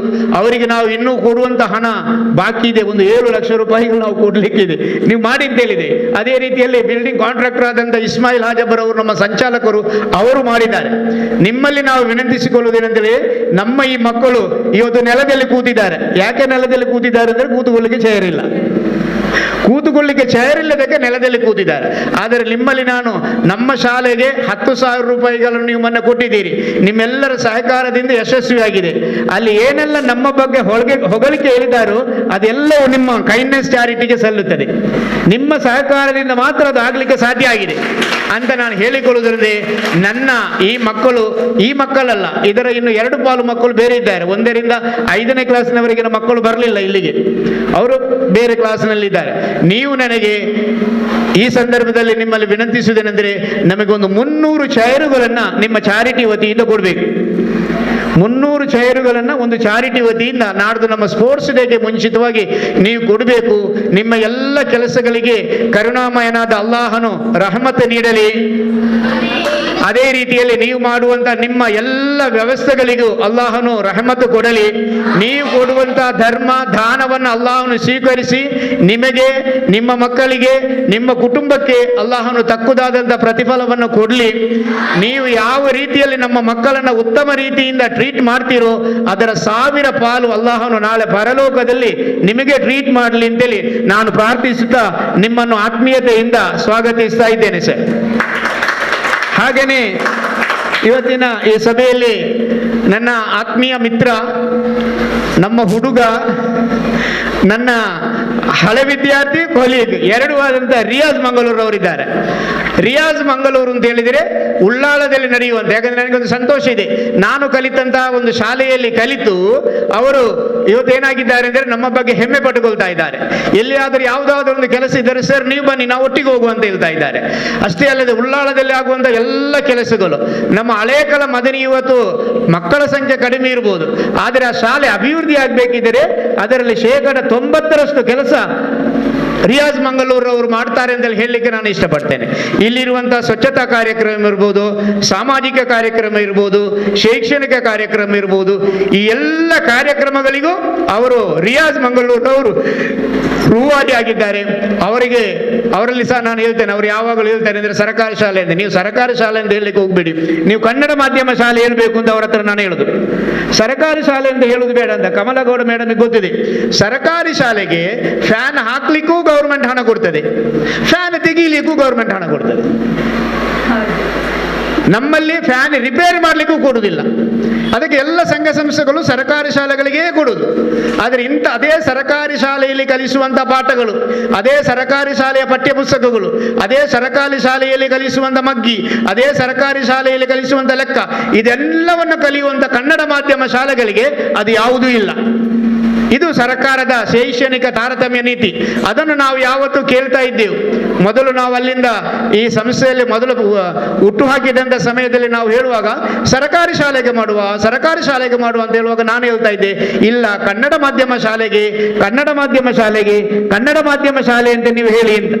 ಆದ್ದರಿಂದ ಆ ನಿಟ್ಟಿನಲ್ಲಿ ರಿಯಾಜ್ರವರು ಕನ್ನಡ ಮಾಧ್ಯಮ ಶಾಲೆಗೆ ಉತ್ತಮವಾದಂಥ ವ್ಯವಸ್ಥೆಯನ್ನು ಮಾಡ್ತಾ ಇದ್ದಾರೆ. ಅವರಲ್ಲಿ ನಾನು ವಿನಂತಿಸುವುದೇನೆಂದರೆ, ನೀವು ಅಲ್ಲಿಗೆ ಮಾಡೋದು ಬೇಡ ಅಂತ ಹೇಳುವುದಿಲ್ಲ, ಅವೆಲ್ಲ ಮಾಡಲೇಬೇಕು. ಅದರ 10 ಪಟ್ಟು ಮಕ್ಕಳು ನಮ್ಮಲ್ಲಿ ಜಾಸ್ತಿ ಇದ್ದಾರೆ, ನಿಮಗಿಂತ 10 ಪಟ್ಟು. ಆದ್ದರಿಂದ ನಿಮ್ಮ ಏನಾದರೂ ಸಹಕಾರಗಳು ಇದ್ದರೆ ಒಮ್ಮೆ ನಮ್ಮಲ್ಲಿಗೂ ಸಹ ನಿಮ್ಮ ಎಡಗಣ್ಣಿನಿಂದಾದರೂ ನೋಡಿಕೊಳ್ಳಿ ಅಂತೇಳಿ ಕೇಳಿಕೊಂಡು ನನ್ನ ಮಿತ್ರ ರಿಯಾಜ್ರವರನ್ನು ಆತ್ಮೀಯತೆಯಿಂದ ನಾನು ಸ್ವಾಗತಿಸ್ತಾ ಇದ್ದೇನೆ. ಅದೇ ರೀತಿಯಲ್ಲಿ ನನ್ನ ಆತ್ಮೀಯರು, ಬಹಳ ವರ್ಷಗಳಿಂದ ನನ್ನ ಪರಿಚಿತರು, ಎಲ್ಲ ಕೆಲಸಗಳಿಗೂ ಬಂದು ಸರ್ ಅಲ್ಲಿ ಹೋಗುವ ಇಲ್ಲಿ ಹೋಗುವ ಅಂತ ಹೇಳ್ತಿದ್ದವರು ಶ್ರೀಮತಿ ನಂದಾ ಪಾಯಸರವರು. ಕೆಲವೊಂದು ಶಾಲೆಗಳು, ಕನ್ನಡ ಮಾಧ್ಯಮ ಶಾಲೆಗಳು ಮುಚ್ಚುವಂಥ ಸ್ಥಿತಿಯಲ್ಲಿರುವಾಗ ನಮ್ಮ ಹತ್ರ ಬರ್ತಾ ಇದ್ರು, ಸರ್ ಶಾಲೆ ಮುಚ್ಚಿದ್ದಾರೆ, ಟೀಚರ್ಗೆ ಅನ್ಯಾಯ ಆಗ್ತದೆ ಅಂತೆ. ಅಲ್ಲಿ ಹಳೆಯಂಗೇರಿಯಲ್ಲಿ UBMC ಶಾಲೆ, ಅದೇ ರೀತಿಯಲ್ಲಿ ತೋಕೂರು ಹಿಂದೂಸ್ತಾನಿ ಶಾಲೆ, ಈ ಎಲ್ಲ ಶಾಲೆಗಳು ಮುಚ್ಚುವಂಥ ಸಮಯದಲ್ಲಿ ನಂದಾ ಪಾಯಸರವರ ಕೆಲಸ ಬಹಳಷ್ಟು ಪ್ರಾಮುಖ್ಯವಾಗಿ ಮಾಡಿದರು. ಇತ್ತೀಚೆಗೇನೆ ನಮ್ಮ ಶಾಲೆಗೆ ಬಂದರು. ಅದು ನಮ್ಮಲ್ಲಿ ಒಂದು ಇದೆ, ಬಹುಶಃ ಇವರಿಗೆ ಕಮಲಾಗೌಡರವರಿಗೆ ಗೊತ್ತುಂಟು, ನಮ್ಮ ಉಳ್ಳಾಳದಲ್ಲಿ ಒಂದು ದರ್ಗಾ ಇದೆ. ಆ ದರ್ಗಾದಲ್ಲಿ ಒಬ್ಬರು ನಾವೆಲ್ಲ ಗೌರವಿಸಲ್ಪಡುವಂಥ ಸಂತರಿದ್ದಾರೆ. ಅವರು ಏನು ಇಲ್ಲಿ ಉಳ್ಳಾಳದಲ್ಲಿ ಮಾಡಬೇಕು ಅದನ್ನು ಅವರು ಮಾಡಿಯೇ ತೀರಿಸ್ತಾರೆ ಯಾವುದಾದ್ರೂ ಒಂದು ಸಂದರ್ಭದಲ್ಲಿ. ಅದೇ ರೀತಿಯಲ್ಲಿ ನಂದಾ ಪಾಯಸರವರು ನಮಗೆ ನನ್ನ ಸ್ಪೋರ್ಟ್ಸ್ ಸಮಯದಲ್ಲಿ ಬಂದರು, ಸರ್ ನಿಮಗೆ ಏನು ಸಹಕಾರ ಬೇಕು ನನಗೆ ಕೊಡ್ತೇನೆ ಅಂತ. ಮೊನ್ನೆ ನನಗೆ ಮಂಗಳೂರಲ್ಲಿ ಸಿಕ್ಕಿ ಏನು ಹೇಳಿದ್ರು ಅಂತ ಹೇಳಿದರೆ, ನನಗೆ ಹಾರಿಪುರವರು ಕೊಡ್ತೇನೆ ಅಂತ ಹೇಳಿದರೆ, ಒಂದು ವೇಳೆ ಅವರು ಕೊಡದಿದ್ದರೆ ನನ್ನ ಮನೆಯವರ ಹತ್ರ ಹೇಳಿ ಅದು ನಾನು ಹಣ ಕೊಡಿಸ್ತಾ ಇದ್ದೇನೆ. ಅದು ನಮ್ಮ ಶಾಲೆಯ ಮೇಲಿನ ಅಭಿಮಾನ, ನಮ್ಮ ಮೇಲಿನಲ್ಲ. ಅಂತ ಒಂದು ವ್ಯಕ್ತಿಗೆ ನಾನು ಹೇಳಿದೆ, ನಿಮಗೆ ಏನು ಕಾರ್ಯಕ್ರಮಗಳು ಬೇಕು ಕಮಲಾಗೌಡರ ಹತ್ರ ಹೇಳಿ, ಉಳ್ಳಾಳದಲ್ಲಿ ಮಾಡಲಿಕ್ಕೆ ನಾವು ಸಂಪೂರ್ಣ ಸಹಕಾರವನ್ನು ನೀಡ್ತಾ ಇದ್ದೇವೆ ಅಂತ. ಯಾಕೆಂದ್ರೆ ಅವರು ಸುಮ್ಮನೆ ಮನೆಯಲ್ಲಿ ಕೂತುಕೊಳ್ಳುವಂಥ ಸಮಯ ನಾವು ಬರುವುದಿಲ್ಲ, ಸಂಡೆ ಒಂದು ದಿವಸ ನಾವು ಬರುವುದಿಲ್ಲ. ಅವರು ಇಡೀ ಅವರ ಜೀವನವನ್ನೇ ಅದಕ್ಕೆ ಮುಡುಪಾಗಿಟ್ಟಿದ್ದಾರೆ. ಆದ್ದರಿಂದ ಭಗವಂತನು ಅವರಿಗೆ ದೀರ್ಘ ಆಯುಷ್ಯ, ಉತ್ತಮ ಆರೋಗ್ಯ ಕೊಡಲಿ ಅಂತೇಳಿ ಹಾರೈಸಿ ಅವರನ್ನು ನಾನು ಈ ಕಾರ್ಯಕ್ರಮಕ್ಕೆ ಆತ್ಮೀಯತೆಯಿಂದ ಸ್ವಾಗತಿಸ್ತಾ ಇದ್ದೇನೆ. ನನ್ನ ಸಹೋದ್ಯೋಗಿಯಾಗಿ ಕಾರ್ಯನಿರ್ವಹಿಸ್ತಾ ಇದ್ದಂಥ ಶ್ರೀಮತಿ ಮೇರಿ ಪ್ರೇಮಿ ಫರ್ನಾಂಡಿಸ್ ರವರು ಇವತ್ತು ಈ ಕಾರ್ಯಕ್ರಮದಲ್ಲಿ ಸಕ್ರಿಯವಾಗಿ ಕಾರ್ಯನಿರ್ವಹಿಸ್ತಾ ಇದ್ದಾರೆ. ಎಲ್ಲ ಚಟುವಟಿಕೆಗಳಲ್ಲಿಯೂ ಅವರು ತೊಡಗಿಕೊಂಡಿದ್ದಾರೆ. ಅವರಿಗೂ ಸಹ ನಾನು ಆತ್ಮೀಯ ಸ್ವಾಗತವನ್ನ ಬಯಸ್ತಾ ಇದ್ದೇನೆ ಮೇಡಮ್. ಹಾಗೇನೆ ನನ್ನ ಎಲ್ಲ ಸಹೋದ್ಯೋಗಿಗಳು ಈ ಕಾರ್ಯಕ್ರಮದಲ್ಲಿದ್ದೀರಿ, ನಿಮಗೂ ಈ ಕಾರ್ಯಕ್ರಮದಲ್ಲಿ ನಾನು ಸ್ವಾಗತವನ್ನು ಬಯಸ್ತಾ, ನಿಮ್ಮನ್ನು ಯಾಕೆ ನಾನು ಕರೆದಿದ್ದೇನೆ ಅಂದರೆ ನೋಡಿಕೊಳ್ಬೇಕು. ಇವರು ನಂದಾ ಪಾಯಸ್ ಇದ್ದಾರೆ, ಕಮಲಾಗೌಡ ಇದ್ದಾರೆ, ಪ್ರೇಮಿ ಫರ್ನಾಂಡಿಸ್ ಇದ್ದಾರೆ. ರಿಟೈರ್ಡ್ ಆದ ನಂತರ ಅವರು ಕೆಲಸ ಮಾಡ್ತಾ ಇದ್ದಾರೆ. ನಾವು ರಿಟೈರ್ಡ್ ಆಗುವ ಮೊದಲೇ ಏನಾಗಿದೆ ಅಂದರೆ ಜಿಡ್ಡು ಹಿಡಿದಿದ್ದೇವೆ, ಅವರು ರಿಟೈರ್ಡ್ ಆದ ನಂತರ ಕೆಲಸ ಮಾಡ್ತಾ ಇದ್ದಾರೆ ಹೇಗೆ ಎಂಬ ಗುಟ್ಟು ನಾವು ತಿಳ್ಕೊಳ್ಬೇಕು. ಆ ತಿಳ್ಕೊಂಡಾಗ ಮಾತ್ರ ಅವರನ್ನು ನಾವು ಪಾರದರ್ಶಕದಾಗಿ ನಾವು ಅವರನ್ನು ಫಾಲೋ ಮಾಡ್ಲಿಕ್ಕೆ ಆಗುತ್ತೆ ಎಂಬಂಥದ್ದನ್ನು ನಾನು ನಿಮಗೆ ನೆನಪಿಸ್ಕೊಳ್ತಾ ನಿಮ್ಮನ್ನು ಆತ್ಮೀಯತೆಯಿಂದ ಸ್ವಾಗತಿಸ್ತೇನೆ. ನನ್ನ ಎಲ್ಲ ವಿದ್ಯಾರ್ಥಿಗಳಿಗೆ ಬಹಳಷ್ಟು ಹೆಮ್ಮೆ ಅನಿಸ್ತಾ ಇದೆ. ಆರಿಫ್ರವರಿಗೆ ಗೊತ್ತು, ಮೊನ್ನೆ ನನ್ನ 62 ಮಕ್ಕಳು ಮಂಗಳೂರಿನ ಮಂಗಳ ಸ್ಟೇಡಿಯಂನಲ್ಲಿ ನಡೆದಂಥ ಆ ಸ್ಪೋರ್ಟ್ಸ್ನಲ್ಲಿ ಭಾಗವಹಿಸಿ ಶಿಸ್ತಿನ ಸಿಪಾಯಿಗಳೆನಿಸಿಕೊಂಡಿದ್ದೀರಿ. ಅಲ್ಲಿಂದ ಇಲ್ಲಿಯವರೆಗೆ ನನಗೆ ಫೋನ್ನಲ್ಲಿ ಆಗ್ಬೋದು, ಈ ಡಿಪಾರ್ಟ್ಮೆಂಟಿಂದ ಆಗ್ಬೋದು, ಎಲ್ಲರೂ ಏನೆಲ್ಲ ಒಳ್ಳೆಯದು ನಿಮ್ಮ ಮಕ್ಕಳು ಅಂತ ಹೇಳ್ತಾ ಇದ್ದಾರೋ ಆ ಎಲ್ಲ ಕೀರ್ತಿ ನಿಮಗೆ ಬರುವಂಥದ್ದು. ನಿಮ್ಮನ್ನು ನಾನು ಸ್ವಾಗತಿಸ್ತಾ, ಏನು ಇವತ್ತು ನಮ್ಮ ಮೇಡಮ್ ರವರು ಸರ್ ರವರು ನಿಮಗೆ ಹೇಳ್ತಾರೆ ಅದನ್ನು ನಮಗೆ ಬೇಕಾದ್ದು, ನಮ್ಮ ಜೀವನಕ್ಕೆ ಬೇಕಾದ್ದು. ನಾವು ಅವರಿಗೆ ಹಣ ಕೊಡ್ಲಿಕ್ಕಿಲ್ಲ, ನಾನು ಅವರಿಗೆ ಹಣ ಕೊಡ್ಲಿಕ್ಕಿಲ್ಲ. ಇದು ನಾವು ಹೀಗೆ ಮಾಡೋದಕ್ಕೆ ಸರ್ ಹಣ ಕೊಟ್ಟು ತರಿಸಿ ಹೇಳಿಸುವುದಲ್ಲ. ನಮ್ಮ ಸಮುದಾಯದಲ್ಲಿ ನೀವು ಒಳ್ಳೆಯವರಾಗಬೇಕು ಅಂತ. ಅವರು ನಿಮ್ಮ ಅಮ್ಮ ಅಲ್ಲ, ಅವರು ನಿಮ್ಮ ಅಪ್ಪ ಅಲ್ಲ. ಹಿಂಗನಕ್ಕೆಂದು ಚೊಲ್ಲಾರಿ ಒಳ್ಳೆ ಕೆಲಸವನ್ನು, ಒಳ್ಳೆ ಮಾತನ್ನು ಯಾರು ಹೇಳ್ತಾರೆ ಅದು ಕೇಳಿಕೊಳ್ಬೇಕು. ಅವರು ಹೇಳುವಂಥ ವಿಚಾರ ಏನು ಅದು ನಮ್ಮ ಜೀವನದಲ್ಲಿ ಅಳವಡಿಸಿಕೊಳ್ಬೇಕು. ಏನೇ ಆಗಲಿ, ಯಾರೇ ಆಗಲಿ, ಆ ವಿಚಾರಗಳನ್ನು ನಮ್ಮ ಜೀವನದಲ್ಲಿ ಅಳವಡಿಸಿಕೊಂಡಾಗ ನಾವು ಒಳ್ಳೆ ಜನ ಆಗಿ ಬಾಳಲಿಕ್ಕೆ ಸಾಧ್ಯತೆ ಇದೆ. ನಾವು ಅನುಕರಣೆ ಮಾಡಿಕೊಂಡು ಬಾಳಲಿಕ್ಕೆ ಸಾಧ್ಯತೆ ಇದೆ. ಅದಕ್ಕೆ ನಾವು ಯಾವತ್ತೂ ಹೇಳುವುದೇನೆಂತೇಳಿದರೆ, ಯಾವ ಮಾತನ್ನಾಗಲಿ, ಯಾರು ಮಾತನಾಡುವ ಮಾತನಾಡುವಾಗಲೂ ಸ್ವಲ್ಪ ಹೊತ್ತು ಕೂತ್ಕೊಳ್ಬೇಕು, ಕೇಳಬೇಕು. ನಾನೇ ಮಾತನಾಡಲಿಕ್ಕೆ ದೊಡ್ಡವನಂತೇಳಿ ಮಾತನಾಡುವುದಲ್ಲ, ಅದು ಯಾರನ್ನು ಕೇಳಬೇಕು, ಕೇಳಿ ನಾವು ಮಾತನಾಡಿಕೊಂಡು ನಮ್ಮ ಜೀವನದಲ್ಲಿ ಅಳವಡಿಸಿಕೊಳ್ಬೇಕು. ಇವತ್ತು ಅವರು ಏನೆಲ್ಲ ಹೇಳ್ತಾರೆ, ಪೊಲೀಸ್ ಅಧಿಕಾರಿಗಳು ನಮ್ಮೊಟ್ಟಿಗಿದ್ದಾರೆ, ಅವರು ಏನನ್ನು ಹೇಳ್ತಾರೆ, ನೀವು ಏನು ಮಾಡಬಾರ್ದು ಅಂತ ಹೇಳ್ತಾರೆ, ಅದೆಲ್ಲವನ್ನ ನಿಮ್ಮ ಜೀವನದಲ್ಲಿ ನೀವು ಅಳವಡಿಸಿಕೊಳ್ಬೇಕು ಅಂತೇಳಿ ನಿಮ್ಮನ್ನು ನಾನು ಸ್ವಾಗತಿಸ್ತೇನೆ.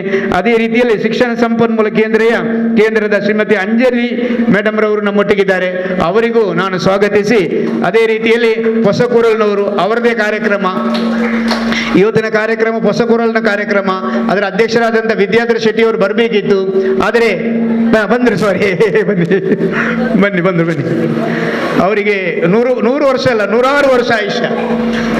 ಯಾಕೆ ನಾನು ಹೇಳ್ತಾ ಇದ್ದೇನೆ ಅಂತ ಹೇಳಿದ್ರೆ, ಅವರು ನನ್ನ ಆತ್ಮೀಯ ಮಿತ್ರ, ಹೊಸಕೂರಲ್ ಇದರ ನಿರ್ದೇಶಕರು, ಅದರ ದನಿ ಎಲ್ಲ ಅವರೇ, ಎಲ್ಲ ಅವರು ನನ್ನ ಆತ್ಮೀಯ ಮಿತ್ರ. ಹೊಸಕೂರಲ್ ಈ ಚಾನೆಲ್ನಲ್ಲಿ ಬಹಳಷ್ಟು ಈ ಪರಿಸರದಲ್ಲಿ ಸೌಹಾರ್ದತೆಯನ್ನು ಬೆಳೆಸಲಿಕ್ಕೆ ಅವರು ಪ್ರಯತ್ನ ಪಟ್ಟಿದ್ದಾರೆ. ಯಾಕಂತ ಹೇಳಿದ್ರೆ ಇದೊಂದು ಉದ್ಯಮ, ಹಣ ಮಾಡುವ ಕೆಲಸ. ಅದರ ಚಾನೆಲ್ ಮಾಡಿಕೊಂಡು ಹಣ ಮಾಡುವಂಥ ನಾವು ಕೆಲವು ಕಡೆಗಳಲ್ಲಿ ನೋಡ್ತೇವೆ. ಯಾಕಂತ ಹೇಳಿದ್ರೆ ಬರಬೇಕಾ, ಎಷ್ಟು ಕೊಡ್ತೀರಿ, ಇಷ್ಟು ಕೊಡ್ತೀವಿ. ವಿದ್ಯಾಧರ್ಶಕರು ಅದನ್ನು ಮಾಡಲಿಲ್ಲ. 10 ವರ್ಷದಲ್ಲಿ ನಾವು ದಶಮ ಉತ್ಸವ ಅಂತೇಳಿ ಒಂದು ಮಾಡಿದ್ದೇವೆ. ಬಹುಶಃ ನಾನು AC ಅವರಾದಂಥ ಮನ್ಸೂರ್ ಅಲಿ ಅವರಿಗೆ ಹೇಳ್ತೇನೆ, ಅಲ್ಲಿ ನಾವು ಒಂದು ಸೌಹಾರ್ದಯುತವಾದಂಥ ಒಂದು ಕಾರ್ಯಕ್ರಮವನ್ನು ಮಾಡಲಿಕ್ಕೆ ಸ್ಟಾರ್ಟ್ ಮಾಡಿದ್ದೇವೆ ಸರ್. ಅಲ್ಲಿ ದೇವರ ಅನುಗ್ರಹದಿಂದ ಇಲ್ಲಿಯವರೆಗೆ ಉಳ್ಳಾಳದಲ್ಲಿ ಕೋಮುಗಲಭೆ ಆಗಲಿಲ್ಲ ಅಂತ ಹೇಳಲಿಕ್ಕೆ ನಾನು ಸಂತೋಷ ಪಟ್ಕೊಳ್ತೇನೆ. ಅದಕ್ಕೆ ಹೊಸಕೂರಲ್ ಮಾಧ್ಯಮ ಒಂದು ಎಂದಾಗಿದೆ ಅಂತ ಹೇಳಿದ್ರೆ ಮೀಡಿಯಾ ಆಗಿ ನಮಗೆ ಕೆಲಸ ಮಾಡಿದೆ. ಅಲ್ಲಿ ದೀಪಾವಳಿ ಆಚರಣೆ ಇರ್ಬೋದು, ಕ್ರಿಸ್ಮಸ್ ಆಚರಣೆ ಇರ್ಬೋದು, ರಂಜಾನ್ ಆಚರಣೆ ಇರ್ಬೋದು, ಇದೆಲ್ಲವನ್ನು ಸೇರಿಸಿಕೊಂಡು ವಿದ್ಯಾಧರ ಶೆಟ್ಟಿಯವರು ಈ ಕಾರ್ಯಕ್ರಮವನ್ನು ಮಾಡ್ತಾ ಇದ್ದಾರೆ. ಇವತ್ತು ನಾನು ಫೋನ್ ಮಾಡುವಾಗ ನಾವು ಯಾವಾಗಲೂ ಮಾಡ್ತೇವೆ, ನನ್ನಲ್ಲಿ ಹೇಳಿದ್ರು, ನನಗೆ ಯಾರು ಹೇಳಲೇ ಇಲ್ಲ ಅಂತ. ಯಾವಾಗಲೂ ಒಮ್ಮೆ ಮಾತನಾಡಿದೆ, ನಾನು ಹೇಳಿದೆ ಸರ್ ಇದು ನಮ್ಮ ಕಾರ್ಯಕ್ರಮ, ನೀವು ಬನ್ನಿ ಅಂತ. ಅವರು ಇವತ್ತು ಮಂಗಳೂರಿನಲ್ಲಿ ದೊಡ್ಡದಾದಂಥ ಒಂದು ಸಹಕಾರ ಚಳವಳಿ ಉದ್ಘಾಟನೆ ಆಗ್ತಾ ಇದೆ, ಅದರಲ್ಲಿ ಅವರು ಇದ್ರು. ಆದರೂ ಈ ಕಾರ್ಯಕ್ರಮ ಅವರದು ಎಂಬಂತ ದೃಷ್ಟಿಯಿಂದ ಈ ಕಾರ್ಯಕ್ರಮಕ್ಕೆ ಅವರು ಬಂದಿದ್ದಾರೆ. ಅವರಿಗೆ ಭಗವಂತನು ದೀರ್ಘ ಆಯುಷ್ಯ ಕೊಡಲಿ, ಅವರಿಗೆ ಉತ್ತಮ ಆರೋಗ್ಯ ಕೊಡಲಿ. ಅವರಿಗೆ ಆರೋಗ್ಯ ಬೇಕು. ವಿದ್ಯಾಧರ ಶೆಟ್ಟಿಗೆ ಆರೋಗ್ಯ ಇದ್ರೆ ನಮ್ಮ ಸಮುದಾಯಕ್ಕೆ ಆರೋಗ್ಯ ಇದ್ದ ಹಾಗೆ, ಒಬ್ಬರಿಗಲ್ಲ, ಸಮುದಾಯಕ್ಕೆ ಒಂದು ಆರೋಗ್ಯ ಇದ್ದ ಹಾಗೆ. ಆ ನಿಟ್ಟಿನಲ್ಲಿ ಅವರಿಗೆ ದೇವರು ಭಗವಂತನು ಆರೋಗ್ಯ ಕೊಡಲಿ ಅಂತ ಆಶಿಸಿ ಅವರನ್ನು ಆತ್ಮೀಯತೆಯಿಂದ ನಾನು ಈ ಕಾರ್ಯಕ್ರಮಕ್ಕೆ ಸ್ವಾಗತಿಸ್ತಾ ನಿಮ್ಮೆಲ್ಲರನ್ನ ಸ್ವಾಗತಿಸಿ ನನ್ನ ಮಾತನ್ನ ಮುಗಿಸ್ತಾ ಇದ್ದೆ. ನಮ್ಮ ಸರ್ ಮುಖ್ಯೋಪಾಧ್ಯಾಯರಿಗೂ ಸ್ವಾಗತವನ್ನು ಕೋರ್ತಾ ಇದ್ದೇನೆ. ಇವರಿಗೆ ಮಾಸೋತ್ಸವ ಸಮಿತಿಯ ಅಧ್ಯಕ್ಷರಾಗಿರುವಂಥ ಶ್ರೀಮತಿ ಕಮಲಗೌಡ ಮೇಡಮ್ ಅವರು ಹೂ ನೀಡಿ ಗೌರವಿಸಬೇಕಾಗಿ ಕೇಳ್ಕೊಳ್ತಾ ಇದ್ದೇನೆ. ಅದರ ಜೊತೆಯಲ್ಲೇ ನಮ್ಮ ಹೊಸಕೂರಲ್ನ 20ನೇ ವರ್ಷ ಅಂತೇಳಿದ್ರು, ಬಹಳ ಸಂತೋಷನೂ ಆಯಿತು. ಮಾಸೋತ್ಸವ ಸಮಿತಿ ಕೂಡ ಇಲ್ಲಿಗೆ ಬಂದಿದೆ 2022ರದು.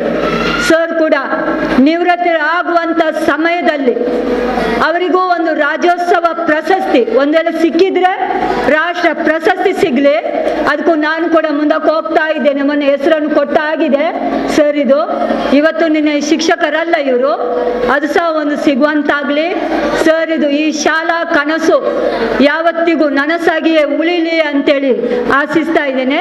ಈಗ ಮಕ್ಕಳ ಮಾಸೋತ್ಸವ ಸಮಿತಿ ಅಂದರೆ ಏನು ಎಂತ ಅಂತೇಳಿಕೊಂಡು ಅದನ್ನೊಂದು ಚುಟುಕಾಗಿಯೇ ನಿಮಗೆಲ್ಲ ತಿಳಿಯಪಡಿಸಲಿದ್ದಾರೆ ನಮ್ಮ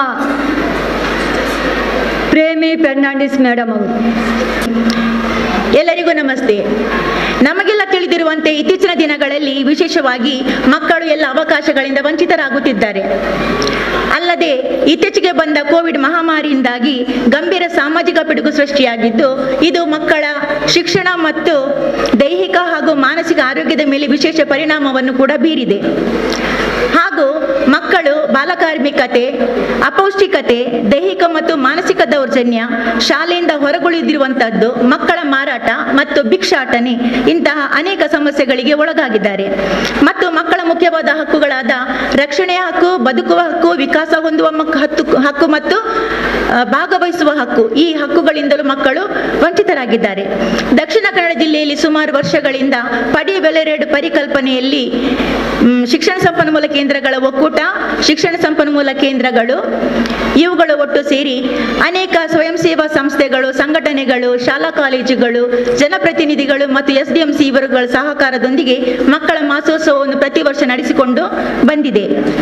ಇಲ್ಲಿ ಸಂವಾದ ಕಾರ್ಯಕ್ರಮವನ್ನು ನಡೆಸಿ ಮಕ್ಕಳ ಹಕ್ಕುಗಳಿಗೆ ಸಂಬಂಧಿಸಿದ ಹಲವಾರು ಬೇಡಿಕೆಗಳನ್ನು ಮತ್ತು ಬದಲಾವಣೆಗಳಿಗೆ ಬೇಕಾದ ಸಲಹೆಗಳನ್ನು ಸರ್ಕಾರದ ಗಮನಕ್ಕೆ ತರುವ ಪ್ರಯತ್ನವನ್ನು ಮಾಡಿದೆ. ಇಂತಹ ಪರಿಸ್ಥಿತಿಯಲ್ಲಿ ಸಮಾನ ಮನಸ್ಕರಾದ ನಾವು ಮಕ್ಕಳ ಹಕ್ಕುಗಳ ರಕ್ಷಣೆ ಮಾಡುವಲ್ಲಿ ಧ್ವನಿಯಾಗಿ ನಿಲ್ಲೋಣ ಹಾಗೂ ಮಕ್ಕಳ ಹಕ್ಕುಗಳನ್ನು ಪುನಃಸ್ಥಾಪಿಸುವ ನಿಟ್ಟಿನಲ್ಲಿ, ಮಕ್ಕಳ ಹಕ್ಕುಗಳ ವ್ಯಾಪಕ ಪ್ರಚಾರ ಮಾಡುವ ನಿಟ್ಟಿನಲ್ಲಿ ನಮ್ಮೆಲ್ಲರ ಸಹಕಾರವನ್ನು ನೀಡೋಣ ಎಂದು ಹೇಳುತ್ತಾ ನನ್ನ ಒಂದೆರಡು ಮಾತುಗಳನ್ನು ಮುಗಿಸ್ತೇನೆ. ವಂದನೆಗಳು. ಈಗ ಇಂದಿನ ಈ ಕಾರ್ಯಕ್ರಮವನ್ನು ನಮ್ಮ BM ಆರಿಫ್ ಸರ್ ಅವರು ಉದ್ಘಾಟನೆಯನ್ನು ಮಾಡಲಿಕ್ಕಿದ್ದಾರೆ. ಮಕ್ಕಳ ಹಕ್ಕುಗಳು, ರಕ್ಷಣೆ, ಕಾನೂನು ಇದರದೆಲ್ಲ ಒಂದು ಪ್ಯಾಂಪ್ಲೆಟ್ ಅನ್ನು ಬಿಡುಗಡೆ ಮಾಡುವ ಮೂಲಕ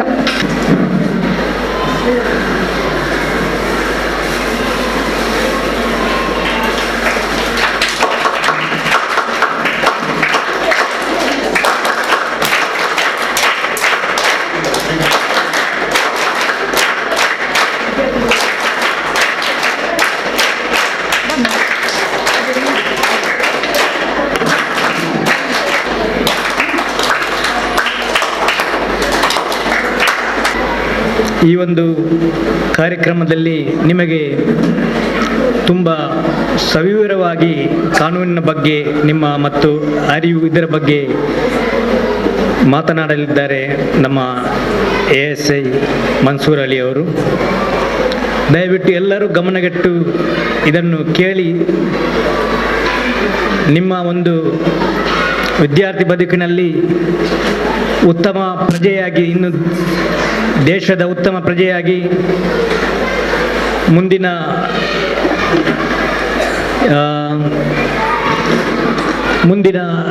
ಪೀಳಿಗೆಯ ಒಂದು ಉತ್ತಮ ಭವಿಷ್ಯವನ್ನು ನಿಮ್ಮ ಒಂದು ಜೀವನದಲ್ಲಿ ಅಳವಡಿಸಿ, ಮತ್ತು ನೀವು ಯಾವಾಗಲೂ ಸಹ ಕ್ಯಾಂಪಸ್ಸಿನ ಹೊರಗೆ ಅಥವಾ ಸ್ಕೂಲಿನ ಕಾಂಪೌಂಡಿನಲ್ಲಿರುವಾಗ ನೀವು ದಯವಿಟ್ಟು ಕನ್ನಡ ಅಥವಾ ಇಂಗ್ಲೀಷನ್ನೇ ಮಾತನಾಡಲು ಪ್ರಯತ್ನಿಸಿ. ಬಹುಶಃ ಇಲ್ಲಿ ಇಂಗ್ಲೀಷ್ ಅಥವಾ ಕನ್ನಡವನ್ನೇ ಮಾತಾಡ್ತಾನೆ ಅಂತ ನಾನು ನಂಬುತ್ತೇನೆ. ಮತ್ತು ಈ ಕಾರ್ಯಕ್ರಮಕ್ಕೆ ನನ್ನನ್ನು ಆಹ್ವಾನಿಸಿದ ನಮ್ಮ ಕಾರ್ಯಕ್ರಮದ ಆಯೋಜಕಿ ನಂದ ಹಾಗೂ ಪ್ರೇಮಿಯವರಿಗೆ ನಾನು ಮತ್ತು ಎಲ್ಲರಿಗೂ ಅಭಿನಂದಿಸುತ್ತಾ ವಂದನೆಯನ್ನು ಹೇಳುತ್ತಾ ನನಗೆ ಉದ್ಘಾಟನೆ ಮಾಡಲು ಅವಕಾಶ ಕೊಟ್ಟಂಥವರಿಗೆಲ್ಲರಿಗೂ ಧನ್ಯವಾದ ಹೇಳ್ತಾ ನನ್ನ ಮಾತನ್ನು ಮುಗಿಸ್ತೇನೆ. ಹಾಗೆಯೇ ನಮ್ಮ ಶಾಲಾ ಮುಖ್ಯೋಪಾಧ್ಯಾಯರು ತುಂಬ ಹೇಳಿದರು, ಆದರೆ ಅಷ್ಟೊಂದು ಬೇಕಾಗಿರಲಿಲ್ಲ. ಬಹುಶಃ ನಮ್ಮದೊಂದು ಅಳಿಲು ಸೇವೆ ಅಷ್ಟೇ. ಖಂಡಿತವಾಗಿ ನಿಮಗೆ ನೀವು ಕೊಟ್ಟಂತಹ ಒಂದು ಮನವಿಗೆ ನಾವು ಸ್ಪಂದಿಸ್ತೇವೆ ಅಂತ ಈ ಸಂದರ್ಭದಲ್ಲಿ ನಾನು ಹೇಳಲು ಇಚ್ಛಪಡಿಸ್ತೇನೆ. ವಂದನೆಗಳು ಸರ್. ಪತ್ರಿಕೋದ್ಯಮ ಇದರಲ್ಲೂ ಜಿಲ್ಲಾ ರಾಜ್ಯೋತ್ಸವ ವಿಜೇತರಾಗಿರುವಂಥ ಹೊಸ ಕುರಲ್ ಇದರ ಸಂಸ್ಥಾಪಕರಾದ ವಿದ್ಯಾಧರ್ ಶೆಟ್ಟಿ 2 ನಿಮಿಷದೊಳಗೆ ಒಂದು ಮಾತನ್ನು ಮುಗಿಸಲಿದ್ದಾರೆ. ಬಹುಶಃ ಈ ಕಾರ್ಯಕ್ರಮ ನಿಮಗೆ ಕೊಡುವ ಮಾಹಿತಿಗಿಂತಲೂ ನಿಮ್ಮ ಪೋಷಕರಿಗೆ ಕೊಟ್ಟರೆ ಒಳ್ಳೆಯದಾಗ್ತಿತ್ತು ಎನ್ನುವಂತಹ ನನ್ನ ಅಭಿಪ್ರಾಯ. ಯಾಕೆಂದರೆ ನಿಮಗೆ ಹಕ್ಕು ಏನು ಅಂತ ಹೇಳಿ ಗೊತ್ತಿಲ್ಲ. ಮನೆಯಲ್ಲಿ ಓದಲಿಕ್ಕೆ ಹೇಳ್ತಾರೆ, ಶಾಲೆಯಲ್ಲಿ ಬಂದರೆ ಪಾಠ ಮಾಡಿ ಓದಿ ಅಂತ ಹೇಳ್ತಾರೆ, ಮಾರ್ಕ್ ಎಷ್ಟು ತೆಗೀತೀರಿ ಅಂತ ಕೇಳ್ತಾರೆ. ಇದು ಬಿಟ್ಟರೆ ಬೇರೆ ನಿಮಗೆ ನಿಮ್ಮ ಹಕ್ಕು ರಕ್ಷಣೆ ಇದರ ಅರಿವೇ ಇರುವುದಿಲ್ಲ. ಆದರೆ ನಿಮಗೆ ಅರಿವು ಇರದಂತೆ, ನಿಮ್ಮ ತಿಳುವಳಿಕೆ ಬಾರದಂತೆ ಅದೆಷ್ಟೋ ರೀತಿಯ ದೌರ್ಜನ್ಯಗಳು, ಶೋಷಣೆಗಳು ಮಕ್ಕಳ ಮೇಲೆ ಆಗುತ್ತಿರುವುದನ್ನು ನಾವು ನೋಡ್ತಾ ಇರ್ತೇವೆ. ಹಾಗಾಗಿ ಪುಟಾಣಿ ಅವಸ್ಥೆಯಲ್ಲಿ ನಿಮ್ಮ ಮಕ್ಕಳಲ್ಲಿ ಜಾಗೃತ ಅವಸ್ಥೆಯನ್ನು ಬೆಳೆಸುವಂಥ ಹೊಣೆಗಾರಿಕೆ ಶಿಕ್ಷಕರಿಗೂ ಇದೆ, ಮನೆಯ ಪೋಷಕರಿಗೂ ಹೆತ್ತವರಿಗೂ ವಿಶೇಷವಾಗಿದೆ. ಆದರೆ ಪೋಷಕರಿಗೆ ಇವತ್ತಿನ ಕಾಲಘಟ್ಟದಲ್ಲಿ ನಮ್ಮ ಮಕ್ಕಳ ಮೇಲೆ ಹೆಚ್ಚಿನ ಗಮನ ಕೊಡಲಿಕ್ಕೆ ಸಾಧ್ಯ ಆಗುವುದಿಲ್ಲ. ಯಾಕೆಂತ ಹೇಳಿದರೆ ಇವತ್ತು ಆಧುನಿಕ ಯುಗ ಅಂತ ಹೇಳ್ತೇವೆ, ವೇಗವಾಗಿ ಬೆಳೆಯುವ ಯುಗ ಅಂತ ಹೇಳ್ತೇವೆ. ಎಲ್ಲರೂ ಕೆಲಸದ ಒತ್ತಡದಲ್ಲಿ ಮಕ್ಕಳನ್ನು ಒಮ್ಮೆ ಶಾಲೆಗೆ ಕಳಿಸಿದ್ರೆ ಸಾಕು, ಎಲ್ಲವನ್ನು ಶಾಲೆಯಲ್ಲಿ ಕಳಿಸ್ತಾರೆ ಎನ್ನುವಂತಹ ಒಂದು ಮನೋಭಾವ ಇದೆ ಮನೆಯಲ್ಲಿ ಹೆತ್ತವರದು. ಅದು ಬದಲಾಗಬೇಕು. ಮಕ್ಕಳ ಮೇಲೆ ನಾವು ಕೂಡ ಎಷ್ಟು ನಿಗಾ ಕೊಡಬೇಕು, ಮಕ್ಕಳನ್ನು ಯಾವ ರೀತಿ ಪಾಲಿಸಬೇಕು, ಅವರನ್ನು ಯಾವ ರೀತಿ ಪೋಷಿಸಬೇಕು ಎನ್ನುವಂತಹ ತಿಳುವಳಿಕೆ ಹೆತ್ತವರಿಗೂ ಬೇಕು, ಶಿಕ್ಷಕರಿಗೂ ಅಂತ ಅದರ ಕಾಲಕ್ಕೆ ಅದರ ಅರಿವು, ವರ್ಷ ಅವರಿಗೆ ತರಬೇತಿ, ಇಂತಹ ಕಾರ್ಯಕ್ರಮಗಳು ಯಾವಾಗಲೂ ಆಗುತ್ತಾ ಇರ್ತವೆ. ಈ ರೀತಿಯಾಗಿ ಮಕ್ಕಳ ಹಕ್ಕನ್ನು ತಿಳ್ಕೊಳ್ಳುವಂತಹ ಸಂದರ್ಭದಲ್ಲಿ KMK ಅವರ ಶಾಲೆಯಲ್ಲಿ ಈ ಕಾರ್ಯಕ್ರಮವನ್ನು ಹಮ್ಮಿಕೊಂಡಿದ್ದಾರೆ. KMK ಅವರ ಬಗ್ಗೆ ಹೇಳುವಾಗ ಇವತ್ತು ಬೆಳಿಗ್ಗೆ ಅವರು ಕರೆದ್ರು.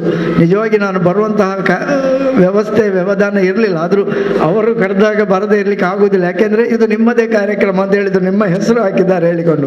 ಯಾವಾಗಲೂ ನನಗೆ ಕೇಳಿಕೊಂಡಿದ್ರು, ಮತ್ತು ಅದನ್ನು ನನಗೆ ಮರ್ತೇ ಹೋಗಿತ್ತು, ಯಾಕೆಂದರೆ ನನಗೆ ಮತ್ತೆ ಅವರು ಸಂಪರ್ಕವೇ ಮಾಡಲಿಲ್ಲ.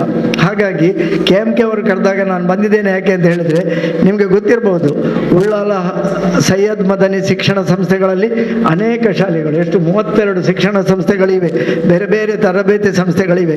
ಆದರೆ ಅದರಲ್ಲಿ 2 ಶಾಲೆಗಳನ್ನು ನಾವು ಪ್ರತ್ಯೇಕವಾಗಿ ಗುರುತಿಸುವುದು. ಒಂದು KMK ಅವರ ಶಾಲೆ, ಮತ್ತೊಂದು ಕೋಟೆಪುರ ಮಲಾರ್ರವರ ಶಾಲೆ. ಯಾಕೆಂತ ಹೇಳಿದರೆ, ಇದನ್ನು ಹಳೆಕೋಟೆ ಸೈಯದ್ ಮದನಿ ಶಾಲೆ ಅಂತ ಹೇಳಿದರೆ ಪಕ್ಕನೆ ಗೊತ್ತಾಗುವುದಿಲ್ಲ, KMK ಅವರ ಶಾಲೆ ಅಂತ ಹೇಳಿದರೆ ಪಕ್ಕನೆ ಎಲ್ಲರಿಗೂ ಗೊತ್ತಾಗ್ತದೆ. ಆ ರೀತಿಯಾಗಿ ವಿಶೇಷ ಮುತುವರ್ಜಿ ಕೊಟ್ಟು ಈ ಶಾಲೆಯನ್ನು ತನ್ನದೇ ಶಿಕ್ಷಣ ಸಂಸ್ಥೆ ಎನ್ನುವ ರೀತಿಯಲ್ಲಿ ಅವರು ಬೆಳೆಸಿದ್ದಾರೆ ಎನ್ನುವುದಕ್ಕಾಗಿ ಅದು ಅವರಿಗೆ ಅನ್ವರ್ಥವಾಗಿ ಬಂದ ಹೆಸರು. ಅದಕ್ಕಾಗಿ ಅವರಿಗೆ ಅಭಿನಂದನೆಗಳನ್ನು ಸಲ್ಲಿಸ್ತಾ, ಈಗಾಗಲೇ ಸ್ವಾಗತ ಮಾಡುವವರು ಹೇಳಿದರು, ಅವರಿಗೆ ರಾಜ್ಯೋತ್ಸವದ ಪ್ರಶಸ್ತಿ ಬರಬೇಕು, ಅರ್ಹವಾಗಿ ಅವರಿಗೆ ಅದು ಸಿಗಬೇಕು. ಆ ಸಿಗುವಂತಹ ಎಲ್ಲ ಪ್ರಯತ್ನಗಳನ್ನು ನಾವು ಮಾಡ್ತೇವೆ. ನಿಮ್ಮೆಲ್ಲರ ಹಾರೈಕೆಗಳು ಇರಲಿ ಅಂತ ಹೇಳಿಕೊಳ್ತಾ, ಮಕ್ಕಳಿಗೆ ಕೇವಲ ಒಂದೇ ಒಂದು ಸಣ್ಣ ಉದಾಹರಣೆ ಹೇಳಿ ನನ್ನ ಮಾತನ್ನು ಮುಗಿಸ್ತಾ ಇದ್ದೇನೆ. ನಿಮಗೆಲ್ಲ ಗೊತ್ತಿದೆ, ಹೀಗೆ ಶಿಕ್ಷಕರು ಪಾಠ ಮಾಡುವಾಗ ಒಂದು ಸಲ 2 ಗ್ಲಾಸಲ್ಲಿ ನೀರನ್ನು ಇಡ್ತಾರೆ. ಒಂದು ಗ್ಲಾಸಲ್ಲಿ ಹೇಳ್ತಾರೆ ಇದು ಶರಾಬು ಅಂತ ಹೇಳಿಕೊಂಡು, ಮತ್ತೊಂದು ಗ್ಲಾಸಲ್ಲಿ ಇದು ನೀರು ಅಂತ ಹೇಳ್ತಾರೆ. ಗೊತ್ತಾಗ್ತದ ನಿಮಗೆ? ಶರಾಬು ಮತ್ತು ನೀರು ಅಂತ ಹೇಳಿದರೆ ಗೊತ್ತಿಲ್ಲ. ಶರಾಬು ಅಂತ ಗೊತ್ತಿಲ್ಲದವರು ಯಾರು? ಗೊತ್ತಿದೆ ನಿಮಗೆ, ಆದರೂ ಕೆಲವು ಸಲ ಅದು ಏನು ಅಂತ ಗೊತ್ತಿರುವುದಿಲ್ಲ. ಈ 2 ಗ್ಲಾಸ್ಗಳನ್ನು ಶಾಲೆಯ ಮಾಸ್ಟ್ರು ಮೇಜಿನ ಮೇಲೆ ಇಟ್ಟು ಹೇಳ್ತಾರೆ, ಒಂದು ಹುಳವನ್ನು, ಆ ಜೀವ ಇರ್ತದೆ ಆ ಹುಳಕ್ಕೆ, ಅದನ್ನು ಮೊದಲು ನೀರಿಗೆ ಹಾಕ್ತಾರೆ. ನೀರಿನಲ್ಲಿ ಹುಳ ಒದ್ದಾಡ್ತದೆ, ವಿಲ ವಿಲ ವಿಲ ಅಂತ ಒದ್ದಾಡ್ತದೆ. ಉದಾಹರಣೆ ತೋರಿಸುವುದು ಅವರಿಗೆ, ಮಕ್ಕಳಿಗೆ ಯಾವುದು ಒಳ್ಳೆಯದು ಯಾವುದು ಕೆಟ್ಟದ್ದು ಅಂತ ಹೇಳಿ. ಮತ್ತೆ ಆ ಹುಳವನ್ನು ತೆಗೆದು ಶರಾಬಿನ ಗ್ಲಾಸಿಗೆ ಹಾಕ್ತಾರೆ. ಶರಾಬಿನ ಗ್ಲಾಸಿಗೆ ಹಾಕಿದಾಗ ಹುಳ ಸತ್ತು ಹೋಗ್ತದೆ. ಏನಾಗ್ತದೆ? ಹುಳ ಸತ್ತು ಹೋಗುತ್ತದೆ. ಇದರಿಂದ ನೀವು ಏನು ಕಲಿತೀರಿ ಅಂತ ವಿದ್ಯಾರ್ಥಿಗಳ ಹತ್ರ ಮಾಸ್ಟರ್ ಪಾಠ ಕೇಳ್ತಾರೆ. ಈಗಿನ ವಿದ್ಯಾರ್ಥಿಗಳು ತುಂಬ ಕಿಲಾಡಿಗಳು. ಏನು ಉತ್ತರ ಕೊಡ್ತಾರೆ? ನೀರಿಗೆ ಹಾಕಿದರೆ ಏನಾಗುವುದಿಲ್ಲ, ಶರಾಬು ಕುಡಿದ್ರೆ ನಮ್ಮ ಹೊಟ್ಟೆಯಲ್ಲಿರುವ ಹುಳ ಸತ್ತು ಹೋಗ್ತದೆ ಅಂತ ಹೇಳಿಕೊಂಡು ವಿದ್ಯಾರ್ಥಿಗಳು ಉತ್ತರ ಕೊಡ್ತಾರೆ. ಅಂದರೆ ಮಾಸ್ಟರ್ ಪಾಠ ಮಾಡುವ ಉದ್ದೇಶವೇ ಬೇರೆ, ವಿದ್ಯಾರ್ಥಿಗಳು ತಿಳ್ಕೊಳ್ಳುವ ಉದ್ದೇಶವೇ ಬೇರೆ ಆಗಿರ್ತದೆ. ಹೊಟ್ಟೆಯಲ್ಲಿರುವ ಹುಳ ಮಾತ್ರ ಸತ್ತು ಹೋಗುವುದಲ್ಲ, ನಮ್ಮ ಹೊಟ್ಟೆ ಕೂಡ ಸತ್ತು ಹೋಗ್ತದೆ ಎನ್ನುವಂತಹ ತಿಳುವಳಿಕೆ ವಿದ್ಯಾರ್ಥಿಗಳಿಗೆ ಬರಬೇಕು. ಅದಕ್ಕಾಗಿ ವಿದ್ಯಾರ್ಥಿಗಳಿಗೆ ಆ ರೀತಿಯ ಉದಾಹರಣೆಯನ್ನು ಮಾಸ್ಟರ್ ಹೇಳ್ತಾರೆ. ಅಂತಹದ್ದನ್ನು ನೀವು ನಿಮ್ಮ ಹೆತ್ತವರ ಮುಖಾಂತರ, ನಿಮ್ಮ ಶಿಕ್ಷಕರ ಮುಖಾಂತರ ಕಲಿತುಕೊಳ್ಳಿ ಅಂತ ಹೇಳಿಕೊಳ್ಳುತ್ತಾ, ಅವಕಾಶಕ್ಕಾಗಿ ವಂದಿಸುತ್ತಾ ಎಲ್ಲರಿಗೂ ಒಳ್ಳೆಯದಾಗಲಿ. ನಮಸ್ಕಾರ. ಅಲ್ವಾ? ಇಂದಿನ ಮಕ್ಕಳೇ ಇಂದಿನ ಪ್ರಜೆಗಳು. ಹಾಗಿರುವಾಗ ನಿಮಗೆ ಕೆಲವೊಂದು ಹಕ್ಕುಗಳನ್ನು ಕೊಟ್ಟಿದೆ. ಹಕ್ಕುಗಳನ್ನು ದುರುಪಯೋಗ ಮಾಡದೆ ಸದುಪಯೋಗಕ್ಕೆ ಉಪಯೋಗಿಸಿಕೊಳ್ಳಿ. ಒಂದು ಕಿವಿ ಮಾತು. ಎರಡನೇದು ಕಿವಿ ಮಾತು ಅಂತ ಹೇಳಿದರೆ, ಮಕ್ಕಳೇ, ನಿಮ್ಮನ್ನು ಹಿಂಬಾಲಿಸುವಂತಹ ಈ ಪ್ರಾಯದಲ್ಲಿ ನಿಮ್ಮನ್ನು ಕೆಲವೊಂದು ದುಶ್ಚಟಗಳು ಹಿಂಬಾಲಿಸ್ಕೊಂಡು ಬರ್ತವೆ. ಯಾಕಂದರೆ ಈ ಪ್ರಾಯವೇ ಅಂಥದ್ದು, ಅದು ಪ್ರಾಯದ ದೋಷ ಅಂತ ಹೇಳ್ತೇವೆ ನಾವು.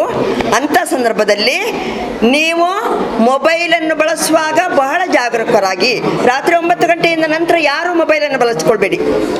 ಯಾರೊಬ್ಬರು ಮೊಬೈಲನ್ನು ತಮ್ಮ ಬೆಡ್ರೂಮಿಗೆ ತಗೊಂಡು ಹೋಗಬೇಡಿ. ಫೇಸ್ಬುಕ್ ಇದೆ, ಇನ್ಸ್ಟಾಗ್ರಾಮ್ ಇದೆ, ಆದ್ದರಿಂದ ಅದನ್ನು ದೂರ ಇಡಿ. ನೀವು ಹೋಗ್ತಾ ಇರಬೇಕಾದ್ರೆ ನಿಮಗೆ ಯಾರಾದರೂ ಚೀಟಿ ಕೊಟ್ಟರೆ, ಉದಾಹರಣೆಗೆ ಬಸ್ ಕಂಡಕ್ಟರ್ ಇರ್ಬೋದು, 1-2 ಬಸ್, ಅದು 2 ಇರ್ಬೋದು, ಅದನ್ನು ಯಾರೂ ಸ್ವೀಕರಿಸಬೇಡಿರಿ. ಯಾರೊಬ್ಬರೂ ಸ್ವೀಕರಿಸಬೇಡಿ. ನಿಮ್ಮ ನಂಬರವನ್ನು ಯಾರಿಗೂ ಕೊಡಬೇಡಿರಿ. ನಿಮಗೆ ಏನು ತೊಂದರೆ ಆಯ್ತಂದ್ರು, ಮನೆಯಲ್ಲಿ ಯಾವ ಆಪತ್ತು ಬಂತಂದ್ರೂ ಕೂಡ ನಿಮ್ಮ ಮನೆಯವರೇ ಬಂದು ನಿಮ್ಮನ್ನು ಕರ್ಕೊಂಡು ಹೋಗಲಿ. ಯಾರು ಅಪರಿಚಿತರೋ ಅಥವಾ ಪರಿಚಯದವರೇ ಆದರೂ ಕೂಡ ನೀವು ಹೋಗಬಾರ್ದು. ಆಯಿತಾ? ಆಮೇಲೆ ಏನೂ ನಿಮಗೆ ತೊಂದರೆ ಆಯಿತೋ ನಿಮ್ಮ ಶಿಕ್ಷಕರ ಹತ್ರ ಹೇಳಿ, ನಿಮ್ಮ ಮಿತ್ರರ ಹತ್ರ ಹೇಳಿ, ನಿಮ್ಮ ತಂದೆ ತಾಯಿ ಹತ್ರ ಹೇಳಿ. ಯಾಕಂದರೆ ಪೊಲೀಸ್ ಸ್ಟೇಷನ್ ದೂರ ಇರ್ಬೋದು, ನಾವು ದೂರ ಇರ್ಬೋದು, 1098 ದೂರ ಇರ್ಬೋದು, CWC ದೂರ ಇರ್ಬೋದು. ಅದಕ್ಕೋಸ್ಕರವಾಗಿ ನಿಮ್ಮ ಪಕ್ಕದಲ್ಲಿರುವಂಥದ್ದು ಅಂಗನವಾಡಿ ಶಿಕ್ಷಕರು ಅವರ ಹತ್ರ ಹೇಳಿದರೆ ಏನು ನಿಮಗೆ ತೊಂದರೆ ಇದ್ದರೂ ಪರಿಹಾರ ಆಗ್ತದೆ. ಮಕ್ಕಳೇ ಚಾಕ್ಲೇಟ್, ಮುಖ್ಯ ಶಿಕ್ಷಕರು ಹೇಳಿದರು, ಚಾಕ್ಲೇಟ್ ಹ್ಯಾಪಿ ಡಂಟ್ ಅಂತ ಒಂದು ಚಾಕ್ಲೇಟ್ ಇದೆ, ಸರ್ವೇ ಸಾಮಾನ್ಯ ಕೂಡ ಇದೆ. ಆದರೆ ಅದರಲ್ಲಿ ಏನೋ ನಿಮ್ಮನ್ನು ಮತ್ತು ಬೆಳೆಸಬೇಕು, ಮಾದಕವಾಗಿ ಉಪಯೋಗಿಸ್ತಾರೆ. ಇನ್ನು ಪಾಸ್ ಅಂತ ಒಂದು ಪಾನ್ ಪರಾಗ ಇದೆ, ಅದರಲ್ಲಿ ಕೂಡ ಮಾದಕ ವಸ್ತು ಇದೆ. ಹಾಗೆ ಸಿಗರೇಟು ಇದೆ, ಬೀಡಿ ಇದೆ. ಆಮೇಲೆ ಈಗ ಕ್ರಮೇಣ ಕಣ್ಣಿಗೆ ಹಾಕುವ ಡ್ರಾಪ್ಸ್ ಕೂಡ ಬಂದಿದೆ. ಅದು ನೇರವಾಗಿ, ಈ ಮಾದಕ ವಸ್ತು ಎಂಬುದು ನೇರವಾಗಿ ಮೆದುಳಿಗೆ ಸಂಬಂಧಪಟ್ಟದ್ದು. ಆಲ್ಕೋಹಾಲ್ ಕರುಳಿನ ಮೂಲಕ ಮತ್ತೆ ಹೋಗಬೇಕು ಕರಗಿ, ಆದರೆ ಇದು ನೇರವಾಗಿ ಮೆದುಳಿಗೆ ಹೋಗುವಂಥದ್ದು. ಯಾವ ಹೊತ್ತಿನಲ್ಲಿ ಏನಾಗ್ತದೆ ಅಂತ ನಿಮಗೆ ಗೊತ್ತೇ ಇರುವುದಿಲ್ಲ. ನಗ್ನಗ್ತಾ ಇದ್ರೆ ಪವರ್ ಇಳಿವಲ್ಲಿಗೆ ನಗ್ನಗ್ತಾನೆ ಇರ್ತೀರಾ, ಕೂಗಿಕೊಂಡಿದ್ರೆ ಪವರ್ ಇಳುವರಿಗೆ ಕೂಕೊಂಡೇ ಇರ್ತೀರಾ, ಡಾನ್ಸ್ ಮಾಡುವವರಾದ್ರೆ ಡಾನ್ಸ್ ಮಾಡಿಕೊಂಡೇ ಇರ್ತೀರಾ. ಈ ತರದಂತ ಒಂದು ವ್ಯವಸ್ಥೆಯಲ್ಲಿ ಆ ಮಾದಕ ವಸ್ತು ಇರ್ತದೆ. ಆದ್ದರಿಂದ ನಮ್ಮ ದೇಶದಲ್ಲಿ ಕೂಡ ಬೆಳೀತಾರೆ, ನಮ್ಮ ಹಳ್ಳಿಗಳಲ್ಲಿ ಕೂಡ ಬೆಳೀತಾರೆ ಅದನ್ನು. ಆದ್ದರಿಂದ ಮಕ್ಕಳೇ, ಬಹಳ ಜಾಗೃತೆಯ ವಯಸ್ಸು ಇದು, ಬಹಳ ಜಾಗೃತೆ ವಯಸ್ಸು. ಇದನ್ನು ಕಾಪಾಡಿಕೊಂಡ್ರೆ ಮುಂದೆ ಯಾವುದೇ ತೊಂದರೆಗಳು ಆಗುವುದಿಲ್ಲ. ಇದಕ್ಕೆ ಬೇಕಾದಂಥ ಒಂದು ಮಾಹಿತಿಯನ್ನು ನಮ್ಮ ASI ಅವರಿಗೆ ನೀಡಲಿಕ್ಕಿದ್ದಾರೆ.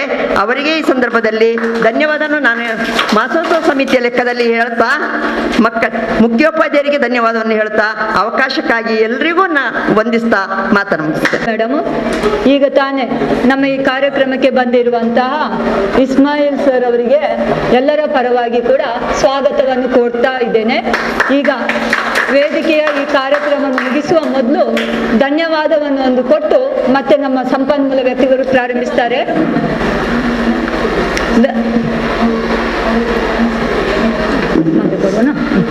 ಈಗ ನಮ್ಮ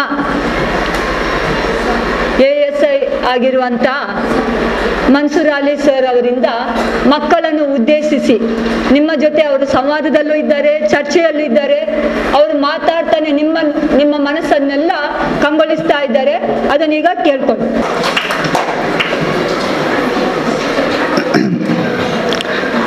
ಕನ್ನಡ ಎನೆ ಕುಣಿದಾಡುವುದೆನ್ನೆದೆ, ಕನ್ನಡ ಎನೆ ಕಿವಿ ನಿಮಿರುವುದು, ಕಾಮನ ಬಿಲ್ಲನು ಕಾಣುವ ಕವಿಯೊಳು ತಕ್ಕನೆ ಮನಮೈ ನಿಮಿರುವುದು. ಕೇಳಿದಿರಿ ತಾನೇ ಕುವೆಂಪುರವರದು? ಓಕೆ, ನಾವೆಲ್ಲ ಕೂತು ನಿಮ್ಮ ಜೊತೆ ಮಾತಾಡ್ತಾ ಇದ್ವಿ. ನೀವೆಲ್ಲರೂ ನೆಲದಲ್ಲಿ ಕುಳಿತುಕೊಂಡಿದ್ದೀರಿ. ಮುಂದಿನ ದಿನಗಳಲ್ಲಿ ನಾನಿಲ್ಲಿದ್ದಾಗ ನೀವುಗಳು ಕುರ್ಚಿಯಲ್ಲಿ ಕೂತ್ಕೊಳ್ಬೇಕು. ಖಂಡಿತವಾಗಲೂ ಆ ಚೇರ್ ತರುವಂಥ ಸಂದರ್ಭ ನನ್ನದು ಕೂಡ ಒಂದು ಭಾಗ ಇರಲಿ ಅಂತ ನಮ್ಮ ಪ್ರಾಂಶುಪಾಲರಲ್ಲಿ ನಾನು ಈ ಮೂಲಕ ಹೇಳ್ತಾ ಇದ್ದೀನಿ.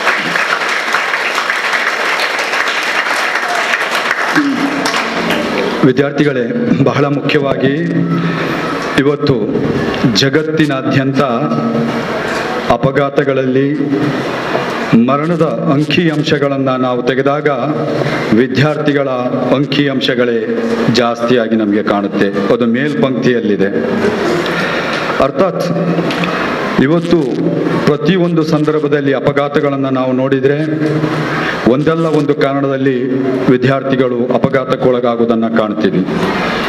ಬಹುಶಃ ರಸ್ತೆಯಲ್ಲಿ ನಡೆದಾಡ್ತಕ್ಕಂತಹ ಪಾದಾಚಾರಿಗಳಾದ ವಿದ್ಯಾರ್ಥಿಗಳಿರಬಹುದು, ಅಥವಾ ಮೋಟರ್ ಸೈಕಲಲ್ಲಿ ಹೋಗತಕ್ಕಂತಹ ವಿದ್ಯಾರ್ಥಿಗಳಿರಬಹುದು. ತಮ್ಮ ಹೆತ್ತವರ ಜೊತೆ ಮೋಟರ್ ಸೈಕಲಲ್ಲಿ ಹೋದಾಗಲೂ ಕೂಡ ಅಪಘಾತ ಸಂಭವಿಸೋದನ್ನು ನಾವು ಕಾಣ್ತೀವಿ. ತೊಕ್ಕೊಟ್ಟು ಪರಿಸರದಲ್ಲಿಯೂ ಕೂಡ ಇತ್ತೀಚೆಗೆ ಅಪಘಾತಗಳು ನಡೆದಾಗಲೂ ನಾವು ನೋಡಿದ್ದೀವಿ. ಅದರಲ್ಲಿ ಸಣ್ಣ ಮಕ್ಕಳಿಗೆ ಅಥವಾ ಡ್ರೈವಿಂಗ್ ಲೈಸೆನ್ಸ್ ಇಲ್ಲದೆ ವಯಸ್ಸು ಬರದಂತಹ ವಿದ್ಯಾರ್ಥಿಗಳು ವಾಹನ ಚಾಲನೆಯನ್ನು ಮಾಡಿ ಅಪಘಾತಕ್ಕೊಳಗಾಗುವುದನ್ನು, ಅಂಗಾಂಗ ಊನ ಆಗುವುದನ್ನು ನಾವು ಕಾಣ್ತೀವಿ. ಹಾಗಿದ್ರೆ ವಿದ್ಯಾರ್ಥಿಗಳು ಇತ್ತ ಕಡೆ ಗಮನ ಹರಿಸಬೇಕು. ನೀವುಗಳು ದಯವಿಟ್ಟು ನಮ್ಮ ಜೀವನದಲ್ಲಿ ನಾವು ಇನ್ನೂ ಉನ್ನತ ಹುದ್ದೆಗೆ ಏರುವವರೆಗೂ, ನಮ್ಮ ಈ ಉಸಿರು ಈ ನೆಲದಲ್ಲಿ ಇರುವವರೆಗೂ ನಮ್ಮ ದೇಶದ ಭಾರತದ ಹೆಸರನ್ನ ಜಗತ್ತಿನಾದ್ಯಂತ ಉತ್ತುಂಗಕ್ಕೆ ತಂದು ನಿಲ್ಲಿಸಲು ನಾವು ಮೂಲತಃವಾಗಿ ರಸ್ತೆ ಮತ್ತು ವಾಹನದ ಬಗ್ಗೆ ತಿಳಿದುಕೊಳ್ಳಬೇಕಾದದ್ದು ಅತಿ ಅವಶ್ಯಕವಾಗಿದೆ. ರಸ್ತೆ ಮತ್ತು ವಾಹನವನ್ನು ತಿಳಿದುಕೊಳ್ಳುವುದಕ್ಕಿಂತ ಮುಂಚಿತವಾಗಿ ನಾವು ಸಂಚಾರ ಅಂದರೆ ಏನು ಅಂತ ತಿಳಿದುಕೊಳ್ಬೇಕು. ಇವತ್ತು ಇಲ್ಲಿ ಸ್ಥಳೀಯವಾಗಿ ವಿದ್ಯಾರ್ಥಿಗಳಿರಬಹುದು, ಪಟ್ಟಣ ಪ್ರದೇಶಗಳಿಂದ ಬರ್ತಕ್ಕಂತಹ ವಿದ್ಯಾರ್ಥಿಗಳು ಸ್ವಲ್ಪ ವಿಳಂಬವಾಗಿ ತರಗತಿಗೆ ಬಂದಾಗ ಅಧ್ಯಾಪಕರಲ್ಲಿ ಟ್ರಾಫಿಕ್ ಜಾಮ್ ಇತ್ತು, ಸಂಚಾರ ತೀವ್ರವಾಗಿತ್ತು, ಆ ಕಾರಣದಿಂದ ಸ್ವಲ್ಪ ವಿಳಂಬವಾಯಿತು ಅಂತ ಹೇಳುವುದನ್ನು ನಾವು ಕಾಣ್ತೀವಿ. ಹೀಗಿರ್ಬೇಕಿದ್ರೆ ಸಂಚಾರ ಅಂದರೆ ಏನು ಅಂತ ನಾವು ಒಂದು ಬಾರಿ ತಿಳ್ಕೊಳ್ಬೇಕಾಗಿದೆ. ಸಂಚಾರ ಅಥವಾ ಟ್ರಾಫಿಕ್, ಸಂಚಾರ ಅಂತ ಹೇಳಿದರೆ ವಾಹನಗಳು ಒಂದರ ಹಿಂದೆ ಒಂದರಂತೆ ಅಂತರವನ್ನು ಕಾಯ್ದುಕೊಂಡು ಕ್ರಮಬದ್ಧವಾಗಿ ಸಂಚರಿಸುವುದನ್ನು ನಾವು ಸಂಚಾರ ಅಂತ ಕರಿತೀವಿ. ಇನ್ನೊಂದು ಬಾರಿ, ವಾಹನಗಳು ಒಂದರ ಹಿಂದೆ ಒಂದರಂತೆ ಅಂತರವನ್ನು ಕಾಯ್ದುಕೊಂಡು ಕ್ರಮಬದ್ಧವಾಗಿ ಸಂಚರಿಸುವುದನ್ನು ನಾವು ಸಂಚಾರ ಅಂತ ಹೇಳ್ತೀವಿ. ಹಾಗಿದ್ರೆ ಯಾವುದೇ ಚಾಲಕ ವಾಹನಗಳನ್ನು ಕ್ರಮಬದ್ಧವಾಗಿ ಚಲಾಯಿಸಿಕೊಂಡು ಹೋಗಿದ್ದಿದ್ರೆ ನಮ್ಮ ದೇಶದಲ್ಲಿ ಖಂಡಿತವಾಗಲೂ ಅಪಘಾತಗಳು ನಡೆಯುತ್ತಿರಲಿಲ್ಲ, ಅಥವಾ ಪೊಲೀಸರು ರಸ್ತೆಯ ಬದಿ ನಿಲ್ಲುವಂತಹ ಅವಶ್ಯಕತೆನೇ ಇರ್ತಿರಲಿಲ್ಲ. ಹಾಗಿದ್ರೆ ಅಪಘಾತಗಳು ಅತಿ ವೇಗ ಮತ್ತು ಅಜಾಗರೂಕತೆಯಿಂದ ನಡೆದಿದ್ದರೂ ಕೂಡ ಚಾಲಕನ ನಿರ್ಲಕ್ಷ್ಯತನವೇ ಇದಕ್ಕೆ ಮೂಲ ಕಾರಣವಾಗಿರ್ತದೆ, ಅವಸರ ದುಡುಕುತನ ಎಲ್ಲ. ವಿದ್ಯಾರ್ಥಿಗಳಲ್ಲಿ ಇವತ್ತು ಸಣ್ಣ ಮಟ್ಟಿನ ಸಂವಾದವನ್ನು ಮಾಡಲಿಕ್ಕೆ ನಾನು ಬಯಸ್ತೀನಿ. ನೀವು ನನ್ನ ಜೊತೆ ಮಾತಾಡಬೇಕು, ನಾನು ನಿಮ್ಮ ಜೊತೆ ಮಾತಾಡಬೇಕು. ನೀವು ಹೇಗೆ ವಿದ್ಯಾರ್ಥಿಗಳು, ಇವತ್ತು ನಿಮ್ಮ ಜೊತೆಯಲ್ಲಿ ನಾನು ಕೂಡ ಓರ್ವ ವಿದ್ಯಾರ್ಥಿ ಅಂತ ನೀವು ಪರಿಗಣಿಸಬೇಕು, ಸರಿನಾ? ಹಾಗಿದ್ರೆ ಇವತ್ತು ನಮ್ಮ ಇಲ್ಲಿ ಶಾಲೆಯ ಮುಂದುಗಡೆ ಒಂದು ರಸ್ತೆ ಹೋಗುತ್ತೆ. ಇಲ್ಲಿ ಇದೆ ಪಕ್ಕದಲ್ಲಿ, ಆ ಕಡೆ ಹೋಗುತ್ತೆ ಅಲ್ಲ ಸರ್, ಈ ಕಡೆ ಒಂದು ರಸ್ತೆ ಹೋಗ್ತಾ ಇದೆ. ಇಲ್ಲಿ ನಾವು ಇಲ್ಲಿಂದ ಆ ಕಡೆ ಹೋಗ್ಬೇಕು, ಕೆಳಗೆ. ಅಲ್ಲಿ ಏನಂತಾರೆ ಆ ಕಡೆ?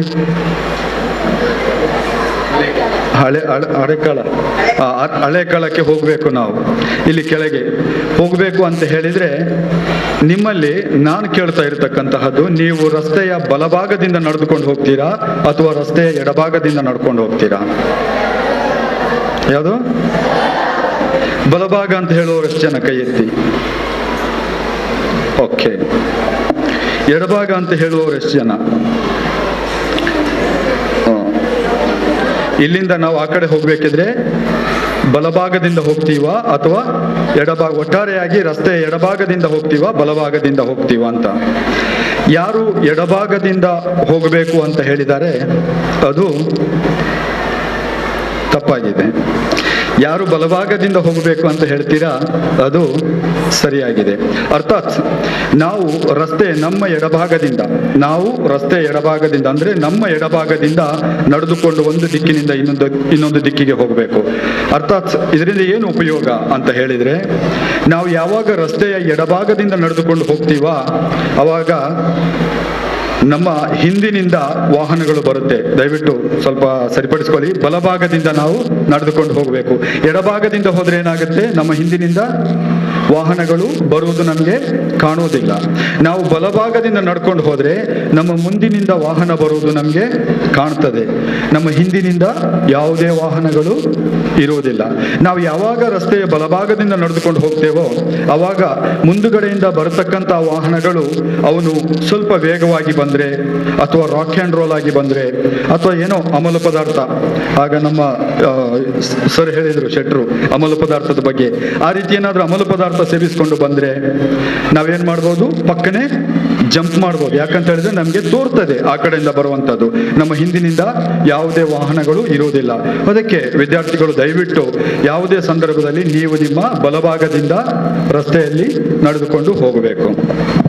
ಕೆಲವು ಸಲ ಏನಾಯ್ತು ಅಂತ ಹೇಳಿದ್ರೆ, SSLC ಮಕ್ಕಳು ಎಷ್ಟು ಜನ ಇದ್ದೀರಿ? ಕೈ ಎತ್ತಿ. ಒಂದು ಸೈಡ್ ಫುಲ್ ಇದ್ದೀರಿ. ಮತ್ತೆ 9th ಸ್ಟ್ಯಾಂಡರ್ಡಾ?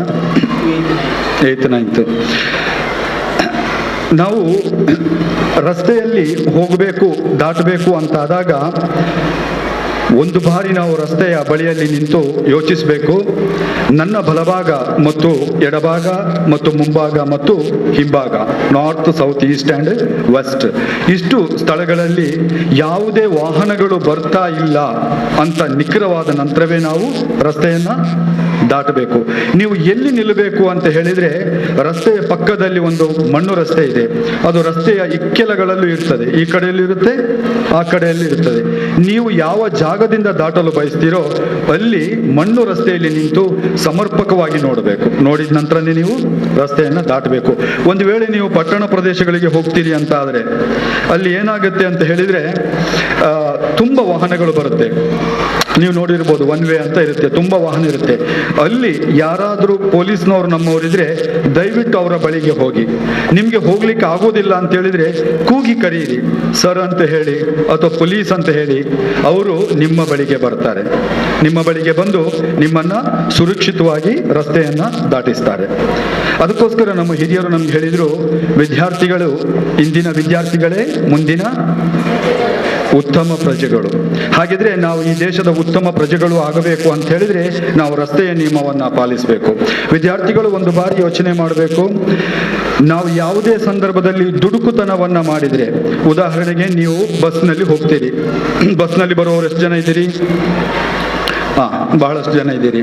ಈಗ ನೀವು ಬಸ್ಸಲ್ಲಿ ಬರುವಾಗ ಏನಾಗುತ್ತೆ ಅಂತ ಹೇಳಿದ್ರೆ, ನಿರ್ವಾಹಕ ಏನ್ ಮಾಡ್ತಾನೆ, ಕಂಡಕ್ಟರ್ ಎಲ್ಲಿ ನಿಮ್ಗೆ ನಿಲ್ಲಿಸ್ಬೇಕೋ ಇಳಿಸ್ಬೇಕೋ ಅಲ್ಲಿ ಸ್ವಲ್ಪ ದುಡುಕಿನಿಂದ ಬೇಗ ಬೇಗ ಬೇಗ ಇಳಿರಿ ಅಂತ ಹೇಳ್ತಾನೆ, ಹೌದಲ್ವಾ? ಹತ್ತಿಸ್ಲಿಕ್ಕೆ ಎಲ್ಲರನ್ನು ಹತ್ತಿಸ್ಕೊಂಡು ಬರ್ತಾನೆ ಅವ. ಇಳಿಯುವ ಸ್ಥಳ ಬಂದಾಗ ಸ್ವಲ್ಪ ದುಡುಕುತನ ಮಾಡ್ತಾನೆ. ನೀವು ಯಾವುದೇ ಕಾರಣಕ್ಕೂ ಫುಟ್ಬೋರ್ಡಿನ ಹಿಂಭಾಗದಿಂದ, ಅಂದ್ರೆ ಹಿಂದುಗಡೆಯಿಂದಾಗ್ಲಿ ಅಥವಾ ಫುಟ್ಬೋರ್ಡಿನ ಮುಂದುಗಡೆಯಿಂದಾಗ್ಲಿ ನೀವು ಜಂಪ್ ಮಾಡಬಾರ್ದು. ಇದನ್ನು ಯಾಕೆ ಹೇಳ್ತಾ ಇದ್ದೀವಿ ಅಂತ ಹೇಳಿದ್ರೆ, ಯಾವುದೇ ಸಂದರ್ಭದಲ್ಲಿ ಬಸ್ಸು ಸಂಚಾರದಲ್ಲಿರುವಾಗ, ಹೋಗ್ತಾ ಇರುವಾಗ ನೀವು ಮುಂದಿನ ಬೋರ್ಡಿನಿಂದ ಜಂಪ್ ಮಾಡಿದ್ರೆ ಏನಾಗ್ತದೆ, ನೇರವಾಗಿ ಬಸ್ಸಿನ ಹಿಂಬದಿ ಟೈರಿಗೆ ನಾವು ಬಿದ್ದು ಮರಣ ಸಂಭವಿಸಬಹುದು ಅಥವಾ ಅಂಗಾಂಗ ಊನಗಳಾಗಬಹುದು, ಗಂಭೀರ ಗಾಯಗಳಾಗಬಹುದು. ಅದೇ ನೀವು ಹಿಂದಿನ ಫುಟ್ಬೋರ್ಡಿಂದ ಜಂಪ್ ಮಾಡಿದ್ರೆ ನೇರವಾಗಿ ಹಿಂದುಗಡೆ ಬರ್ತಕ್ಕಂತಹ ವಾಹನದಡಿಗೆ ನಾವು ಬೀಳ್ತೀವಿ. ಇದು ನಿಸ್ಸಂದೇಹವಾಗಿಯೂ ಸಂದೇಹಾತೀತವಾಗಿದೆ. ಅರ್ಥಾತ್ ಇಲ್ಲಿ ಒಂದು ನಿಯಮಗಳು ನೆನಪಾಗುತ್ತೆ. SSLC ವಿದ್ಯಾರ್ಥಿಗಳಲ್ಲಿದ್ದೀರಿ, ಒಂದು ನಿಯಮ ಇದೆ. ಅದೇನು ಅಂತ ಹೇಳಿದ್ರೆ, ಒಂದು ವಸ್ತುವಿನ ಮೇಲೆ ಒತ್ತಡವನ್ನು ಹೇರಿದಾಗ ಆ ವಸ್ತುವು ತನ್ನ ಮೇಲೆ ಆದ ಒತ್ತಡದ ಪರಿಮಾಣವನ್ನು ಸಾಧ್ಯವಾದಷ್ಟು ಮಟ್ಟಿಗೆ ನಿಷ್ಕ್ರಿಯಗೊಳಿಸಲು ಹವಣಿಸುತ್ತದೆ. ಒಂದು ವಸ್ತುವಿನ ಮೇಲೆ ಒತ್ತಡವನ್ನು ಹೇರಿದಾಗ ಆ ವಸ್ತುವು ತನ್ನ ಮೇಲೆ ಆದ ಒತ್ತಡದ ಪರಿಮಾಣವನ್ನ ಸಾಧ್ಯವಾದಷ್ಟು ಮಟ್ಟಿಗೆ ನಿಷ್ಕ್ರಿಯಗೊಳಿಸಲು ಹವಣಿಸುತ್ತದೆ. ಅಧ್ಯಾಪಕರು ತಮಗೆ ಹೇಳಿಕೊಟ್ಟಿರ್ಬೋದು. ಅಥವಾ ಒಂದು ಬಿಂದುವಿನಿಂದ ಇನ್ನೊಂದು ಬಿಂದುವಿಗೆ ವಿದ್ಯುತ್ತನ್ನು ಹಾಯಿಸಿದಾಗ ಮಧ್ಯ ಬಿಂದುವಿನಲ್ಲಿ ಆದ ವಿದ್ಯುತ್ತಿನ ಒತ್ತಡವನ್ನ ವಿದ್ಯುತ್ತಿನ ಪರಿಮಾಣ ಅಂತ ಕರಿತೀವಿ.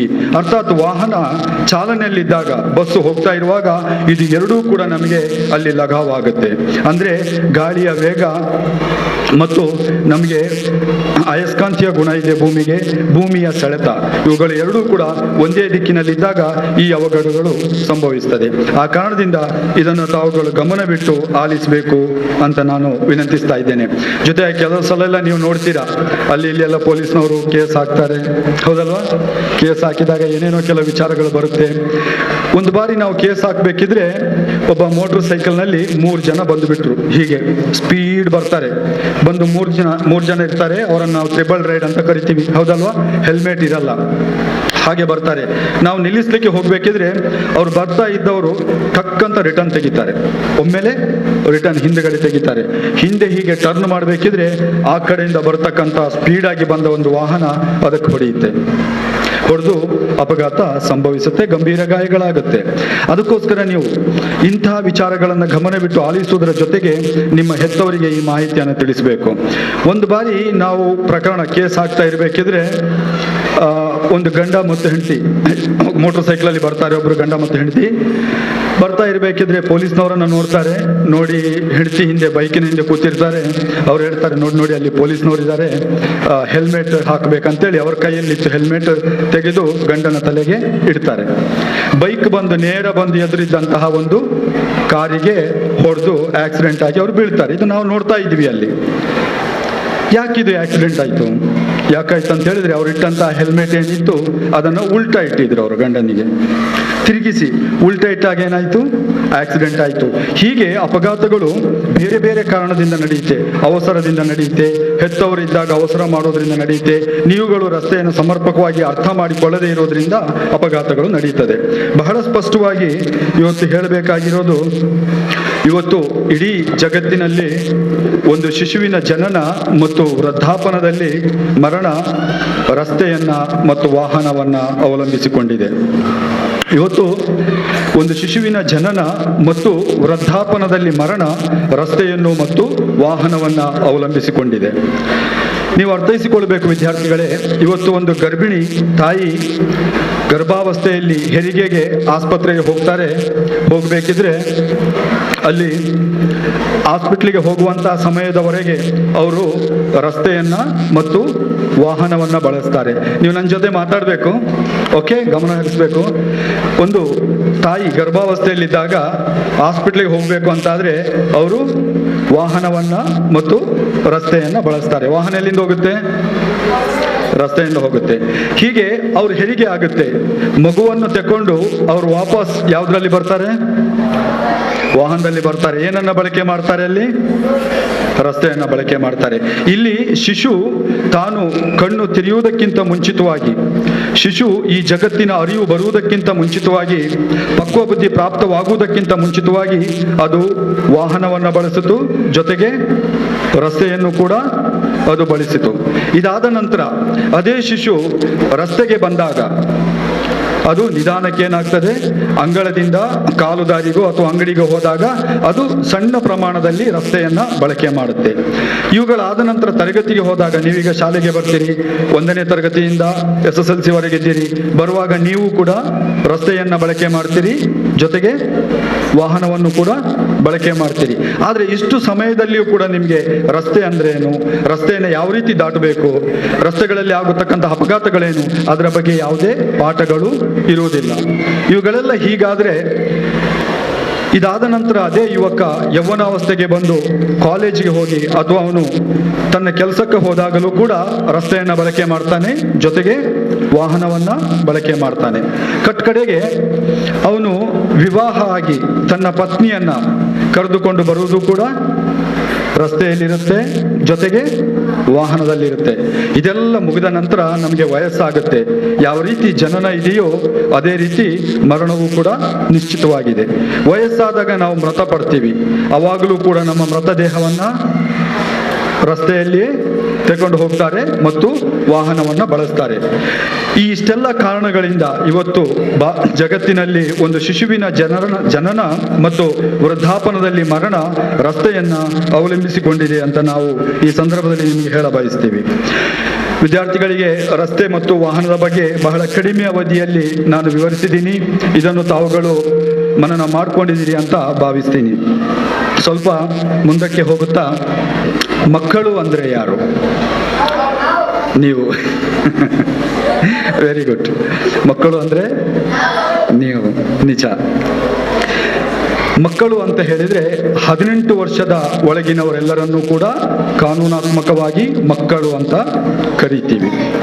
ಏನಂತ ಕರೀತಾರೆ? ಮಕ್ಕಳ ವಯಸ್ಸುಗಳೆಷ್ಟು? 18. ಮಕ್ಕಳಂದ್ರೆ ಯಾರು? ನೀವು. Very good. ನಮ್ಮ ರಾಷ್ಟ್ರಕವಿ ದತ್ತಾತ್ರೇಯ ರಾಮಚಂದ್ರ ಬೇಂದ್ರೆಯವರ ಕಾವ್ಯನಾಮ ಏನು? ದ.ರಾ. ಬೇಂದ್ರೆ. ಯಾರು ಹೇಳಿದ್ರಿ? ಯಾರು ಹೇಳಿದ್ರಿ? ಕೈ ಎತ್ತಿ. ನೀವು ಹೇಳಿದ್ರಿ. ದತ್ತಾತ್ರೇಯ ರಾಮಚಂದ್ರ ಬೇಂದ್ರೆಯವರ ಕಾವ್ಯನಾಮ ದ.ರಾ. ಬೇಂದ್ರೆ ಅಲ್ಲ. ಯಾರು ಹೇಳ್ತೀರಿ? ಅಂಬಿಕಾ ತನಯ ದತ್ತ. ಕನ್ನಡದ ಆಸ್ತಿ ಯಾರು? ಕನ್ನಡದ ಆಸ್ತಿ ಮಾಸ್ತಿ ವೆಂಕಟೇಶ್ ಅಯ್ಯಂಗಾರ್. ಅವರ ಕಾವ್ಯನಾಮ ಏನು? ಶ್ರೀನಿವಾಸ ಅಲ್ವಾ?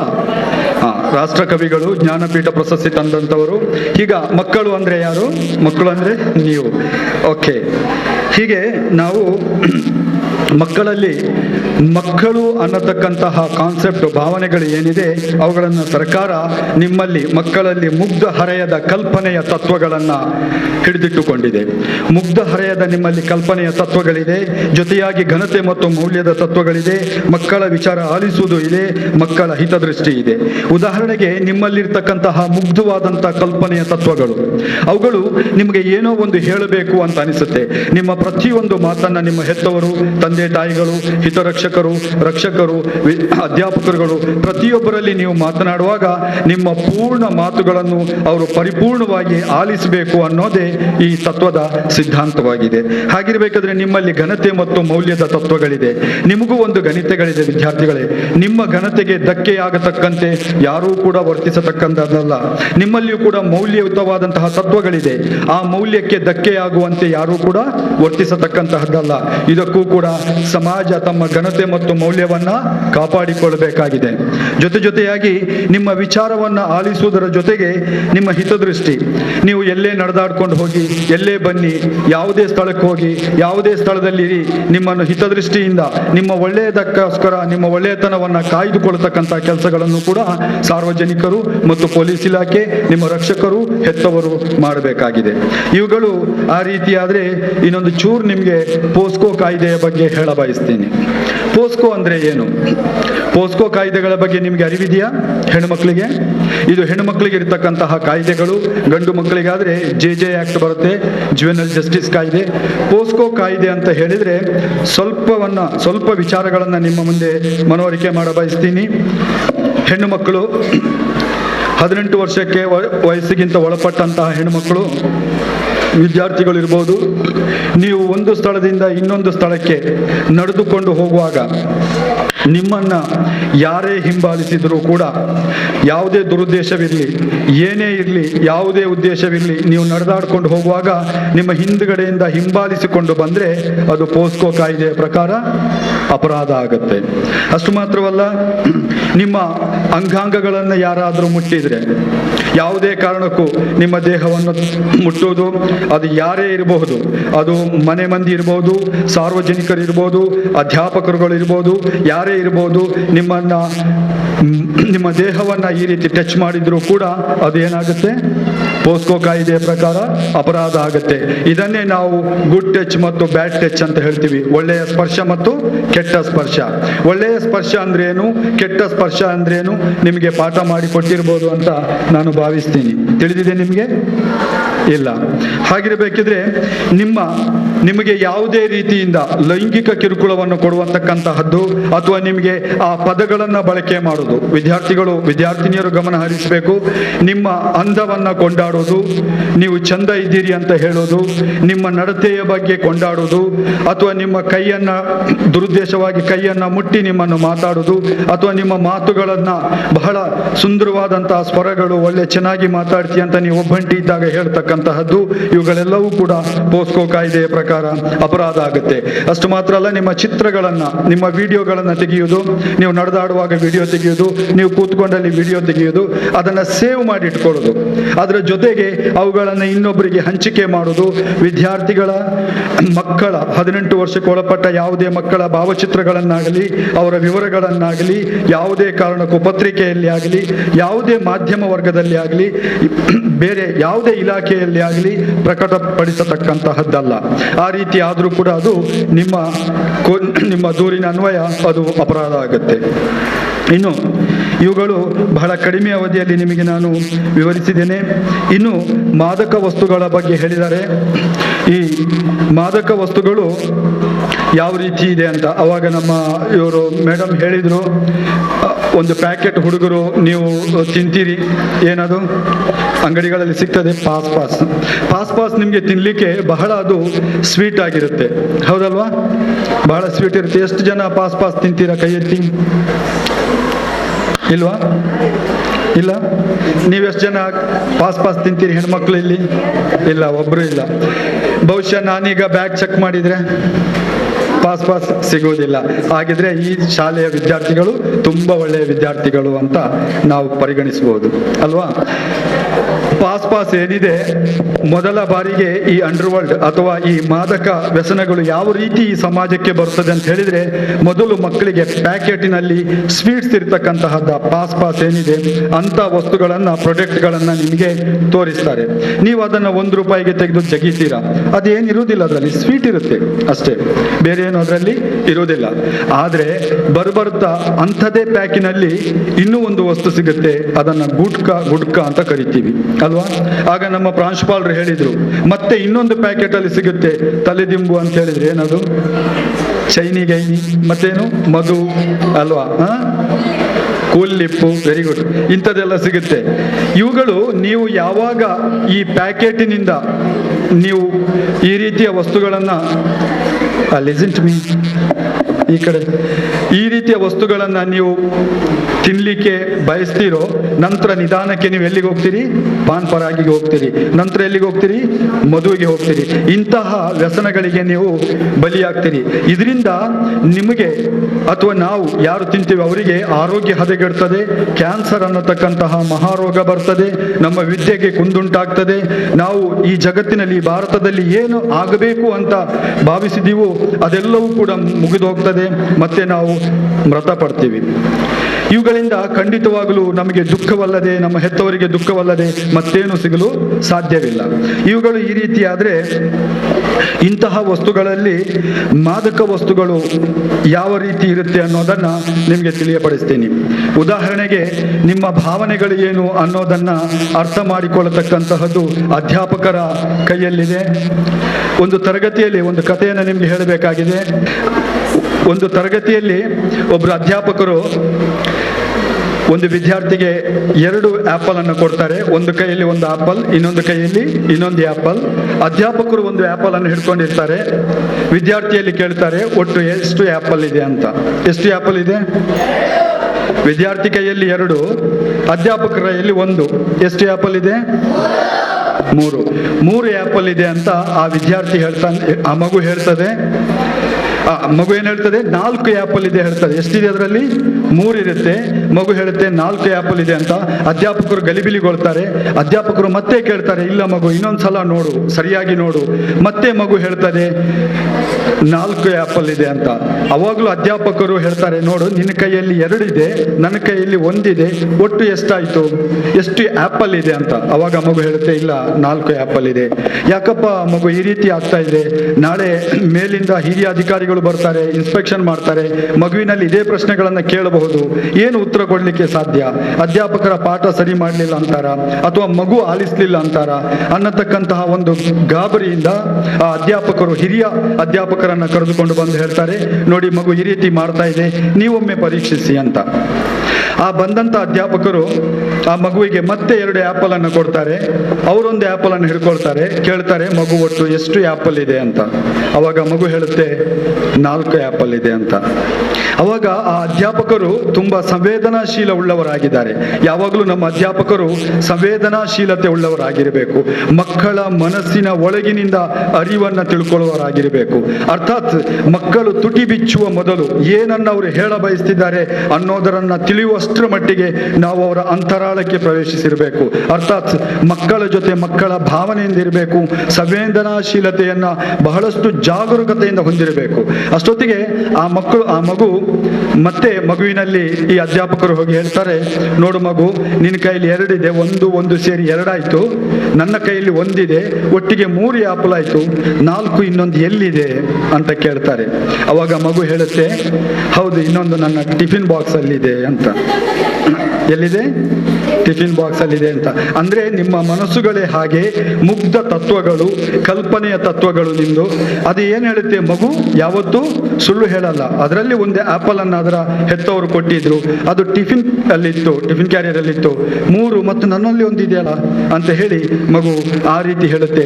ಆ ಕಾರಣದಿಂದ ಮಕ್ಕಳ ಮನಸ್ಸಿನ ಒಳಗಿನ ಅಂತರಾಳವನ್ನು ಅರಿಬೇಕು ಅಂತ ಹೇಳಿದ್ರೆ ಅಧ್ಯಾಪಕರುಗಳು ಖಂಡಿತವಾಗಿಯೂ ಸಂವೇದನಾಶೀಲತರಾಗಿ ಕೆಲಸವನ್ನು ಮಾಡಬೇಕಾಗಿದೆ.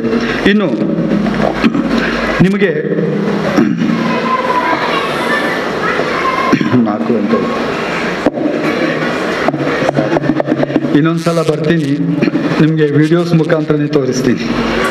ಆಗ್ಬೋದಾ? ತುಂಬ ಲೇಟಾಗಿ ಸಿಕ್ತು ನನಗೆ, ಬೇಗ ಸಿಕ್ಕಿದ್ರೆ ಒಳ್ಳೆ ಚೆನ್ನಾಗಿ ಮಾಡ್ಬೋದಿತ್ತು. ಏನೇ ಇರಲಿ, ಇನ್ನು ನಿಮಗೆ ಮಾದಕ ವಸ್ತುಗಳ ಬಗ್ಗೆ ನಾನು ಹೇಳಲಿಕ್ಕಿದೆ, ಮುಂದಿನ ದಿನಗಳಲ್ಲಿ ಬರ್ತೇನೆ. ಜೆ ಕಾಯ್ದೆಗಳ ಬಗ್ಗೆ ಇದೆ, ಸೈಬರ್ ಅಪರಾಧಗಳ ಬಗ್ಗೆ ಇದೆ, ಮೊಬೈಲ್ ಫೋನ್ ಇರ್ಬೋದು ಅವುಗಳ ಬಗ್ಗೆ ಇದೆ, ಗಂಜಾ ಅಂದ್ರೇನು, ಮಾದಕ ವಸ್ತುಗಳು ಯಾವ್ದ್ಯಾವ್ದಿದೆ ಅವುಗಳ ಬಗ್ಗೆ, ಬಾಲ್ಯ ನ್ಯಾಯ ವ್ಯವಸ್ಥೆಗಳಿದೆ, ಮತ್ತು ಲಿಂಗ ಮತ್ತು ಲಿಂಗತ್ವ ತಾರತಮ್ಯಗಳ ಬಗ್ಗೆ ಇದೆ. ಈ ರೀತಿ ಅಧ್ಯಾಪಕರು ಹೇಳ್ತಾರೆ, ಪ್ರಾಂಶುಪಾಲರು ಸೈಬರ್ ಬಗ್ಗೆ ಸ್ವಲ್ಪ ಹೇಳಿ ಅಂತ. ವಿದ್ಯಾರ್ಥಿಗಳು, ನೀವು ಎಷ್ಟು ಜನ ಮೊಬೈಲ್ ಫೋನನ್ನು ಬಳಕೆ ಮಾಡ್ತೀರಿ? ಕೈ ಎತ್ತಿ. ನಿಮ್ಗೆಲ್ರಿಗೂ ಮೊಬೈಲ್ ಫೋನ್ ಬಳಕೆ ಮಾಡೋದು ಗೊತ್ತಾ? ಚೆನ್ನಾಗಿ ಗೊತ್ತಿದೆಯಾ? Very good. ಎಷ್ಟು ಗಂಟೆಗೆ ನೀವು ರಾತ್ರಿ ಮನೆಯಲ್ಲಿ ಮಲಗ್ತೀರಿ? 8 ಗಂಟೆ. ಬೆಳಿಗ್ಗೆ 4:15 ಹೇಳ್ತೀರಿ ಅಲ್ವಾ? ನಾವಿಲ್ಲಿ ಲಿಂಗ ಮತ್ತು ಲಿಂಗತ್ವವನ್ನು ಕಾಣ್ತೀವಿ, ಅರ್ಥಾತ್ ಗಂಡು ಮತ್ತು ಹೆಣ್ಣು. ಮನೆಯಲ್ಲಿ ಹೆಣ್ಣು ಮಗಳು ಬೇಗ ಏಳಬೇಕು, ಬೇಗ ಎದ್ದು ತಾಯಿ ಜೊತೆ ಅಡುಗೆ ಕೆಲಸ, ನೆಲ ಒರೆಸುವ ಕೆಲಸ, ಗುಡಿಸುವ ಕೆಲಸ, ಮತ್ತೇನು ಬಟ್ಟೆ ಬರೆಗಳನ್ನು ಒಗೆಯುವ ಕೆಲಸಗಳನ್ನು ಮಾಡಿ, ಮತ್ತೆ ಗಂಡು ಮಕ್ಕಳನ್ನ ತಾಯಿ ಅಥವಾ ತಂದೆ ಕರೆಸಿ ಊಟ ಗೀಟ ಕೊಟ್ಟು ಕಳಿಸುವುದಿದೆ. ಹೌದಲ್ವಾ? ಹೌದಲ್ವಾ? ಹೌದು. ನೀವು ಬೇಗ ಹೇಳ್ತೀರಿ ತಾನೆ? ಗಂಡು ಮಕ್ಕಳು ಸ್ವಲ್ಪ ಲೇಟಾಗಿ ಹೇಳ್ತೀರಿ ತಾನೆ? ಇಲ್ಲ. ಓಕೆ, ಇದನ್ನು ನಾವು ಲಿಂಗ ಮತ್ತು ಲಿಂಗತ್ವ ಅಂತ ಕರಿತೀವಿ, ತಾರತಮ್ಯಗಳು ಅಂತ. ಒಂದು ಹೆಣ್ಣು ಮಗಳು ಶಾಲೆಗೆ ಹೋದಾಗ ಅವತ್ತು ಒಂದು ಗೆಳತಿಯ ಯಾವುದೋ ಒಂದು ಪಾರ್ಟಿ ಇರ್ಬೋದು, ಎಕ್ಸಾಂಪಲ್ ಆಗಿ ಬರ್ಡೇ ಪಾರ್ಟಿ ಇರ್ತದೆ, ನಮ್ಮಲ್ಲಿ ಒಂದು ಪಾರ್ಟಿ ಇದೆ, ನಾನು ಪಾರ್ಟಿಗೆ ಹೋಗ್ತೇನೆ ಅಂತ ತನ್ನ ತಾಯಿಗೆ ಅಥವಾ ಅಪ್ಪಾಜಿಗೆ, ತಂದೆಗೆ ಕರೆ ಮಾಡಿ ಹೇಳಿದಾಗ ಏನು ಹೇಳ್ತಾರೆ ತಂದೆ? ಸಂಜೆ ಪಾರ್ಟಿಗೆ ಹೋಗ್ತೇನೆ ಅಂತ ಹೇಳಿದ್ರೆ ಬೇಡ. ಅಷ್ಟು ಮಾತ್ರ ಅಲ್ಲ, ಸ್ವಲ್ಪ ಜೋರು ಧ್ವನಿಯಲ್ಲಿ, ಸ್ವಲ್ಪ ಗಟ್ಟಿಯಾಗಿ, ಇಷ್ಟೊತ್ತೊಳಗೆ 6 ಗಂಟೆ ಒಳಗೆ ಬರ್ತೀಯಾ ಇಲ್ವಾ ಅಂತ ಹೇಳ್ತಾರೆ. ಗಂಡು ಮಕ್ಕಳು ನೀವೇನು ಮಾಡ್ತೀರಿ? SSLC ಯಲ್ಲಿದ್ದವರು, ನನ್ನ ಗೆಳೆಯನ ಬರ್ಡೇ ಪಾರ್ಟಿ ಇದೆ, ನಾನು ಅಲ್ಲಿಗೆ ಹೋಗ್ತೀನಿ ಸಂಜೆ 6 ಗಂಟೆಗೆ ಅಂತ ತಂದೆಗೆ ಫೋನ್ ಮಾಡಿದ್ರೆ ಏನು ಹೇಳ್ತಾರೆ ಅವರು? ಆಯ್ತು ಹೋಗಿ ಬಾ ಅಂತ ಹೇಳ್ತಾರೆ. ಹೇಳ್ತಾರ ಇಲ್ವಾ? ಹೇಳ್ತಾರೆ. ಅದೇ ನೀವು ಒಂದು ಕಾರ್ಯಕ್ರಮಕ್ಕೆ ಹೋಗಿದ್ರೆ ಅಲ್ಲಿ ಸ್ವಲ್ಪ ಲೇಟ್ ಆಯ್ತು ಅಂತಾದ್ರೆ, ನನಗೆ ಲೇಟ್ ಆಯ್ತು, ನಾನು ಹೆಣ್ಮಕ್ಳು, ನಮ್ದು ಮನೆ ಇದೆ ಇಲ್ಲಿ, ನಾನು ಇಲ್ಲಿ ಇರ್ತೀನಿ, ತಂಗ್ತೀನಿ ಅಂತ ಹೇಳಿದ್ರೆ ಏನ್ ಹೇಳ್ತಾರೆ ಮನೆಯಲ್ಲಿ? ಸಾಧ್ಯವಿಲ್ಲ, ತಕ್ಷಣ ಬಂದ್ಬಿಡು ಅಂತ ಹೇಳ್ತಾರೆ. ಗಂಡು ಮಕ್ಕಳು, ನೀವಲ್ಲಿ ಇರ್ತೀರಿ, ನನ್ನ ಗೆಳೆಯನ ಪಾರ್ಟಿ ಇದೆ, ಬೆಳಿಗ್ಗೆ ಬರ್ತೀನಿ ಅಪ್ಪ ಅಂತ ಹೇಳಿದ್ರೆ ಏನ್ ಹೇಳ್ತಾರೆ? ಆಗ್ಬೋದು, ಬೆಳಿಗ್ಗೆ ಬಾ ಅಂತ ಹೇಳ್ತಾರೆ. ಇದನ್ನೇ ನಾವು ಲಿಂಗ ಮತ್ತು ಲಿಂಗತ್ವ ಅಥವಾ ತಾರತಮ್ಯ ಅಂತ ನಾವು ಕರಿತೀವಿ. ದಯವಿಟ್ಟು ಗಂಡು ಮಕ್ಕಳು ಆಲಿಸಬೇಕು. ಯಾವ ರೀತಿ ಹೆಣ್ಣು ಮಕ್ಕಳು ಮುಂಜಾನೆ ಎದ್ದು ಮನೆಯ ಕೆಲಸಗಳನ್ನು ಮಾಡ್ತಾರೋ ಅದೇ ರೀತಿ ನೀವುಗಳು ಕೂಡ ತಮ್ಮ ತಾಯಿ ಜೊತೆ, ತಂದೆಯವರ ಜೊತೆ ಸೇರಿಕೊಂಡು ಮುಂಜಾನೆ ಒಂದು ಅರ್ಧ ಗಂಟೆ 1 ಗಂಟೆಯೋ ಮನೆ ಕೆಲಸಗಳನ್ನು ಮಾಡಬೇಕು, ಅವ್ರ ಜೊತೆ ಸೇರಬೇಕು. ಈ ಕಾರಣದಿಂದ ಈ ತಾರತಮ್ಯಗಳನ್ನು ನಾವು ನಿರ್ಮೂಲನೆ ಮಾಡೋದು ಸಾಧ್ಯ. ಸೈಬರ್ ಒಫೆನ್ಸ್ ಏನು? ಸೈಬರ್ ಅಂತ ಹೇಳಿದ್ರೆ ಅಪರಾಧಗಳು, ಸೈಬರ್ ಅಪರಾಧಗಳು ಅಂದ್ರೆ ಏನು? ಇವತ್ತು ನೀವು ಮೊಬೈಲ್ ಫೋನನ್ನು ಬಳಕೆ ಮಾಡ್ತೀರಾ. ಈ ಮೊಬೈಲ್ ಫೋನಲ್ಲಿ ನೀವು SMS ಮಾಡ್ಬೋದು, ಅಥವಾ ವಾಟ್ಸಪ್ ಯೂಸ್ ಮಾಡ್ಬೋದು. ವಾಟ್ಸಪ್ ಅಲ್ಲಿ ಸಂದೇಶಗಳನ್ನು ಕಳಿಸ್ಬೋದು, ಅಥವಾ ನೀವು ಅದರಲ್ಲಿ ಫೋಟೋಗಳನ್ನು ಸೆಂಡ್ ಮಾಡ್ಬೋದು, ಅಥವಾ ನೀವು ಟೈಪ್ ಮಾಡ್ಬೋದು, ಯಾವುದೇ ವಿಚಾರಗಳನ್ನು ಕಳಿಸ್ಬೋದು. ಕ್ಷಣ ಮಾತ್ರದಲ್ಲಿ ಅದು ಹೋಗ್ತದೆ. ಗುಂಪುಗಳಿದೆ, ಗುಂಪುಗಳಿಗೂ ಕಳಿಸ್ಬೋದು. ಟ್ವಿಟರ್ ಇದೆ ಅಲ್ವಾ? ಇಮೇಲ್ ಇದೆ, ಎಲೆಕ್ಟ್ರಾನಿಕಲ್ ಮೇಲ್, ಮಿಂಚಂಚೆ ಅಂತ ಕರಿತೀವಿ ಕನ್ನಡದಲ್ಲಿ. ಇಂಥ ಬಹಳಷ್ಟು ವಿಚಾರಗಳಿದೆ. ನೀವು ಮೊಬೈಲ್ ಫೋನನ್ನು ಬಳಕೆ ಮಾಡಿದಾಗ ಆ ಮೊಬೈಲ್ ಫೋನ್ನ ಹಿಂದ್ಗಡೆ, ಬ್ಯಾಟ್ರಿಯ ಒಳಗಡೆ IMEI ಅಂತ ಒಂದು 16 ಸಂಖ್ಯೆಗಳು ಬರುತ್ತೆ. 16 ಡಿಜಿಟಲ್. ನೋಡಿದಿರಿ ತಾನೇ? ಇಲ್ಲ. ಅದರ ಹಿಂದ್ಗಡೆ EMII ಅಥವಾ IMEI ಅಂತ ಇರುತ್ತೆ. ಆ 16 ಸಂಖ್ಯೆಗಳಿರುತ್ತೆ. ಪೊಲೀಸ್ ಇಲಾಖೆ ಆ ಸಂಖ್ಯೆಗಳ ಮುಖಾಂತರ ನೀವು ಏನಾದರೂ ನಿಮ್ಮ ಮೊಬೈಲ್ ಫೋನನ್ನು ಬಳಕೆ ಮಾಡಿ ಅದರ ಸಿಮ್ ಅನ್ನು ಕಿತ್ತು ಬಿಸಾಕಿದ್ರು ಕೂಡ ನಾವು ಅದರ ಮುಖಾಂತರ ಅಪರಾಧವನ್ನು ಪತ್ತೆ ಹಚ್ತೀವಿ. ಯಾವುದರಿಂದ? 16 IMEI ಸಂಖ್ಯೆಗಳಿಂದ. ಅಷ್ಟು ಮಾತ್ರ ಅಲ್ಲ, ನೀವು ಏನಾದರೂ ಒಂದು ಸಂದೇಶಗಳನ್ನು ರವಾನೆ ಮಾಡಿದ್ರೆ, ಅದು ಟೈಪ್ ಮಾಡಿ ಇರ್ಬೋದು, ವಾಯ್ಸ್ ರೆಕಾರ್ಡ್ ಇರ್ಬೋದು, ಕಳಿಸಿದ್ರು ಕೂಡ ನಮ್ಮ ಪೊಲೀಸ್ ಇಲಾಖೆಯಲ್ಲಿ ನೀವು ಏನು ಟೈಪ್ ಮಾಡಿದ್ದೀರಾ, ಏನು ವಾಯ್ಸ್ ಅನ್ನು ಕಳಿಸಿದ್ದೀರಾ, ಎಂಥ ಚಿತ್ರಗಳನ್ನು ಕಳಿಸಿದ್ದೀರಾ, ಎಷ್ಟು ಗಂಟೆಗೆ ಕಳಿಸಿದ್ದೀರಾ, ಯಾವ ಸಮಯಕ್ಕೆ ಕಳಿಸಿದ್ದೀರಾ, ಯಾವ ಸಂಖ್ಯೆಗೆ ಕಳಿಸಿದ್ದೀರಾ, ಅದು ಮೊಬೈಲ್ ಸಂಖ್ಯೆಗೆ ಕಳಿಸಿದ್ದೀರಾ ಇಲ್ಲ ಬೇರೆ ಯಾವುದಾದ್ರೂ ಸೈಟಿಗೆ ಕಳಿಸಿದ್ದೀರಾ ಅಂತ ತಕ್ಷಣವಾಗಿ ನಮ್ಮ ಪೊಲೀಸ್ ಇಲಾಖೆಯ ಪ್ರಿಂಟ್ಔಟ್ ಅನ್ನೇ ತೆಗೆದು ಬಿಡ್ತದೆ. ಅದು ಸಾಧ್ಯ ಇದೆ ಈಗಿನ ಕಾಲದಲ್ಲಿ. ನಿಮ್ಮ ಭಾವನೆಗಳು ಇರ್ಬೋದು, ನಾನೀಗ ಮೆಸೇಜ್ ಮಾಡಿದೆ ಡಿಲೀಟ್ ಫಾರ್ ಎವ್ರಿ ಒನ್ ಅಂತ ಇರುತ್ತೆ, ನೋಡಿದಿರಲ್ವಾ? ಎವ್ರಿ ಒನ್ ಡಿಲೀಟ್ ಮಾಡಿದ್ರೆ ಎಲ್ಲರಿಂದ ಅದು ಡಿಲೀಟ್ ಆಯಿತು. ಅಥವಾ ನೀವು ಡಿಲೀಟ್ ಕೊಟ್ಟರೆ ಡಿಲೀಟ್ ಆಯಿತು ಅಂತ ನಿಮ್ಮ ಮನಸ್ಸಲ್ಲಿ ಇರ್ಬೋದು. ಹೌದು, ಅದು ನಿಮ್ಮ ಸಟ್ಟಿಂದ, ನಿಮ್ಮ ಫೋನಿಂದ ಡಿಲೀಟ್ ಆಗಿದೆ ಅಷ್ಟೇ, ಆದರೆ ಪೊಲೀಸ್ ಸೈಟಿಂದ ಅದು ಡಿಲೀಟ್ ಆಗಿರುವುದಿಲ್ಲ, ಅದು ಸಿಗುತ್ತೆ. ಅಥವಾ ನೀವು ಯಾವುದೇ ವಾಟ್ಸಪ್ಪಿಂದ ಯಾವುದೇ ಸಂದೇಶಗಳನ್ನು ರವಾನಿಸಿದ್ರು ಕೂಡ ನನಗೆ ಎನ್ಸೈಕ್ಲೋಪೀಡಿಯಾ ಅದೇನಿದೆ ವಾಟ್ಸಪ್ ಸಂದೇಶದ ಕಳಿಸ್ತಕ್ಕಂಥ ಸ್ಥಳ, ಅಲ್ಲಿಂದ ಎಲ್ಲ ಡೀಟೇಲ್ಸ್ಗಳನ್ನು ನಮಗೆ ತೆಗೆಯಲು ಸಾಧ್ಯ. ಈ ಕಾರಣದಿಂದ ನೀವು ಮೊಬೈಲ್ ಫೋನನ್ನು ಆ ರೀತಿಯಾಗಿ ಯಾವುದೇ ಸಂದೇಶಗಳನ್ನು ರವಾನಿಸುವುದಾಗಲಿ, ಯಾವುದೇ ಕೆಟ್ಟ ಸಂದೇಶಗಳು ಅರ್ಥಾತ್ ಬೇರೆ ಯಾವುದೇ ಅನಗತ್ಯ ಸಂದೇಶಗಳನ್ನು ನೀವು ರವಾನಿಸುವುದಾಗಲಿ ಮಾಡಬಾರ್ದು. ಇನ್ನು ನೀವು ಫೇಸ್ಬುಕ್ ಬಳಕೆ ಮಾಡ್ತೀರಿ. ಫೇಸ್ಬುಕ್ಕಲ್ಲಿ ಎಷ್ಟು ಜನ ಇದ್ದೀರಾ? ಕೈ ಎತ್ತಿ. ಇಲ್ಲ, ಹುಡುಗರಿದ್ದಾರೆ. ಯಾರಿದ್ದೀರಿ ಫೇಸ್ಬುಕ್ಕಲ್ಲಿ? ಇಲ್ಲ. ಫೇಸ್ಬುಕ್ಕಲ್ಲಿ ನೀವೇನು ಮಾಡ್ತೀರಿ? ಫೇಸ್ಬುಕ್ ನೋಡ್ತೀರಾ, ಟಕ್ ಟಕ್ ಟಕ್ ಅಂತ ನೋಡ್ತಾ ಇರ್ತೀರಾ. ನೋಡ್ತಾ ಇರಬೇಕಿದ್ರೆ ನೀವು ಅದರಲ್ಲಿ ಲೈಕ್ ಕೊಟ್ಟರೆ, ಅದೇನಾದರೂ ಅಪ್ಪಿತಪ್ಪಿ ನಿಮಗೆ ಆ ಲೈಕ್ ಕೊಟ್ಟಂತಹ ವ್ಯಕ್ತಿ ಬೇರೆ ಏನಾದರೂ ಒಂದು ಪೋಸ್ಟ್ ಮಾಡಿದರೆ, ಅಥವಾ ನೀವು ಅದನ್ನು ತಿಳಿಯದೆ ಆ ಪೋಸ್ಟನ್ನು ಇನ್ನೊಬ್ಬರಿಗೆ ನೀವು ಕಳಿಸಿದರೆ, ಫೋನ್ ನಿಮ್ಮ ಹೆಸರಲ್ಲಿರಲ್ಲ, ಅದು ಯಾರ ಹೆಸರಲ್ಲಿರುತ್ತೆ? ಹೆಚ್ಚಿಗೆ ನೀವು ಸಣ್ಣ ಮಕ್ಕಳಿದ್ದೀರಾ, ತಂದೆ ತಾಯಿಯವರ ಹೆತ್ತವರ ಹೆಸರಲ್ಲಿರುತ್ತೆ. ಯಾರ ಮೇಲೆ ಕೇಸ್ ಆಗುತ್ತೆ? ಈಗ ನಾವು ಹೆಚ್ಚಿಗೆ ನೋಡಬೇಕು ಅಂತ ಹೇಳಿದ್ರೆ ಮೊಬೈಲ್ ಫೋನ್ಗಳು ಹೆತ್ತವರ ಜೊತೆಯಲ್ಲಿರೋದು ಮನೆಯಲ್ಲಿ ಬಹಳ ಕಡಿಮೆ. ಯಾರ ಕೈಯಲ್ಲಿರುತ್ತೆ? ಮಕ್ಕಳ ಕೈಯಲ್ಲಿರುತ್ತೆ. ದಯವಿಟ್ಟು ನೀವು ಯಾವಾಗ ನೀವು ಮೊಬೈಲ್ ಫೋನನ್ನು ಅತಿಯಾಗಿ ಬಳಕೆ ಮಾಡ್ತೀರೋ ಅದರಿಂದ ಒಂದನೇದಾಗಿ ನಿಮ್ಮ ಐ ಸೈಟಿಗೆ ತೊಂದರೆ ಆಗುತ್ತೆ, ಕಣ್ಣು ನಿಮಗೆ ತೀವ್ರ ತೊಂದರೆಗೆ ಒಳಗಾಗ್ತೀರಾ. ಜೊತೆಗೆ ನಿಮಗೆ ನಿದ್ದೆ ಕೂಡ ಸಮರ್ಪಕವಾಗಿ ಬರಲು ಸಾಧ್ಯ ಇಲ್ಲ. ಈ ಮೊಬೈಲ್ ಫೋನಲ್ಲಿ ಏನಿದೆ ಅಂತ ಹೇಳಿದ್ರೆ ಇದರಲ್ಲಿ ಒಂದು ತರಂಗ ಇದೆ, ಅದು 40 ಚದರದವರೆಗೂ ಕೂಡ ಆ ತರಂಗಗಳಿರುತ್ತೆ.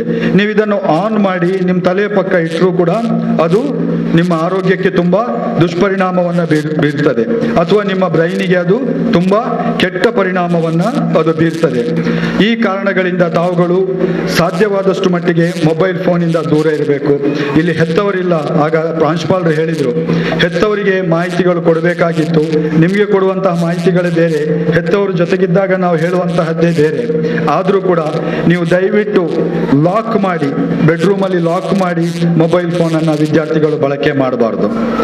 ಮತ್ತು ನಿಮ್ಮಲ್ಲಿ ಲ್ಯಾಪ್ಟಾಪ್ ಇದ್ರೆ ದಯವಿಟ್ಟು ಅದನ್ನು ಬೆಡ್ರೂಮಲ್ಲಿ ನೀವು ಬಳಕೆ ಮಾಡಬಾರ್ದು. ನಿಮ್ಮಲ್ಲಿ ಕಂಪ್ಯೂಟರ್ ಇದ್ರೆ ಮನೆಯಲ್ಲಿ ಅದು ಕೂಡ ನೀವು ಬೆಡ್ರೂಮಲ್ಲಿ ಲಾಕ್ ಹಾಕಿ ಬಳಕೆ ಮಾಡಬಾರ್ದು. ದಯವಿಟ್ಟು ನೀವು ಈ 3 ವಸ್ತುಗಳನ್ನು ಮೊಬೈಲ್ ಫೋನ್, ಲ್ಯಾಪ್ಟಾಪ್ ಮತ್ತು ಕಂಪ್ಯೂಟರ್ ಇದೆಲ್ಲವೂ ಕೂಡ ಚಾವಡಿ ಕೋಣೆಯಲ್ಲಿ ಇರಬೇಕು. ನೀವು ಅಲ್ಲೇ ಇದನ್ನು ಯೂಸ್ ಮಾಡಬೇಕು. ಯಾಕಂತ ಹೇಳಿದರೆ ಇವತ್ತು ಬೆರಳ ತುದಿಯಿಂದ ನಾವು ಜಗತ್ತನ್ನು ನೋಡಲು ಸಾಧ್ಯ. ನೀವು ಮೊಬೈಲ್ ಫೋನಲ್ಲಿ ಒಂದು ಫಿಂಗರ್ ಟಿಪ್ಪಲ್ಲಿ ಇಡೀ ವರ್ಲ್ಡನ್ನು ನಾವು ಕಾಣ್ತೀವಿ, ಹೌದಲ್ವಾ? ಒಂದೊಂದು ಬಾರಿ ನೀವು ಮೊಬೈಲ್ ಟಚ್ ಮಾಡಿದ ಕೂಡಲೇ ನಿಮಗೆ ಕೆಟ್ಟ ಸಂದೇಶಗಳು ಬರುತ್ತೆ, ಕೆಟ್ಟ ವಿಡಿಯೋಗಳು ಡೌನ್ಲೋಡ್ ಮಾಡ್ತೀರಾ ಅಂತ ಕೇಳ್ತದಾ ಇಲ್ವಾ? ನಿಮ್ಮ ಗಮನಕ್ಕೆ ಬಂದಿದೆಯಾ ಇಲ್ವಾ?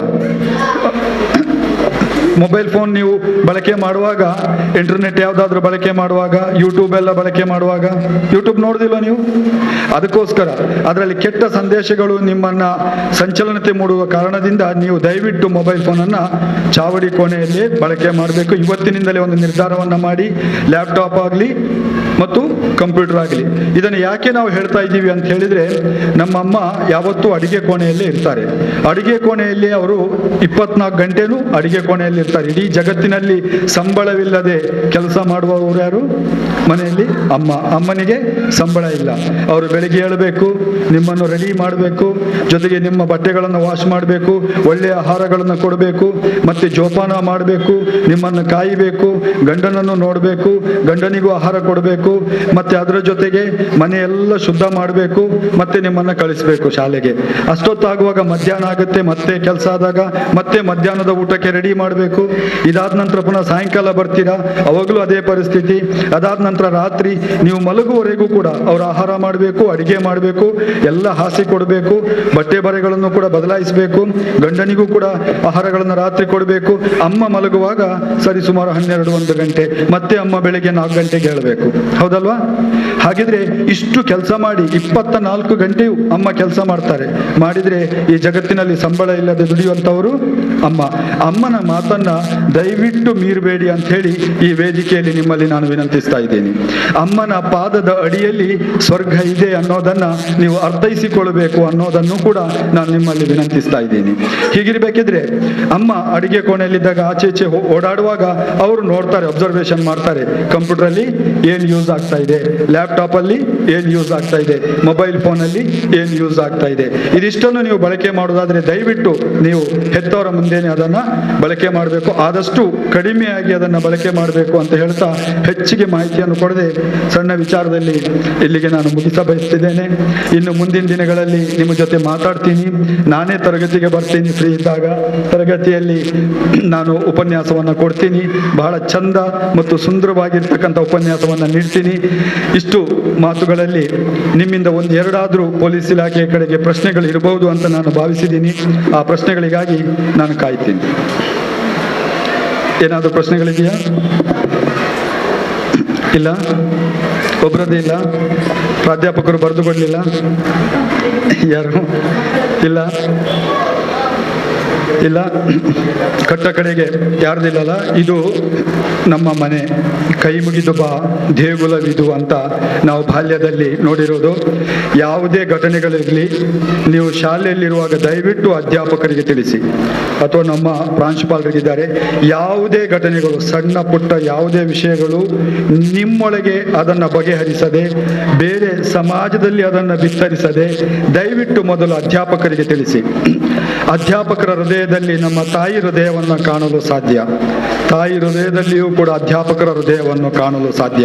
ಈ ಕಾರಣದಿಂದ ಎಲ್ಲ ವಿಚಾರಗಳನ್ನು ಗಂಭೀರವಾಗಿ ಪರಿಗಣಿಸುವುದಕ್ಕಿಂತ ಮುಂಚಿತವಾಗಿ ಅಧ್ಯಾಪಕರಿಗೆ ಅದನ್ನು ತಿಳಿಸಿ, ಮತ್ತೆ ಹೆತ್ತವರಿಗೂ ಕೂಡ ತಿಳಿಸಿ ಅಂತ ಹೇಳುತ್ತಾ ನನ್ನ ಮಾತಿನಲ್ಲಿ ಇದುವರೆಗೆ ಯಾವುದಾದ್ರೂ ಲೋಪದೋಷಗಳು ಬಂದಿದ್ರೆ ಅಥವಾ ಕನ್ನಡ ಅಕ್ಷರಾಭ್ಯಾಸದಲ್ಲಿ ಯಾವುದಾದ್ರೂ ತಪ್ಪುಗಳು ನಿಮ್ಮ ಗಮನಕ್ಕೆ ಬಂದಿದ್ರೆ ಅದೆಲ್ಲವೂ ಕೂಡ ವಿದ್ಯಾರ್ಥಿಗಳ ಮೇಲಿರ್ತಕ್ಕಂತಹ ಅತಿಯಾದ ಅಭಿಮಾನದಿಂದ ಬಂತೆಂದು ಭಾವಿಸಿ ನನ್ನನ್ನು ಮನ್ನಿಸಬೇಕಾಗಿ ನಿಮ್ಮಲ್ಲಿ ವಿನಂತಿಸುತ್ತಾ ನನ್ನ ಮಾತನ್ನು ಕೇಳಿಗೊಳಿಸ್ತಾ ಇದ್ದೀನಿ.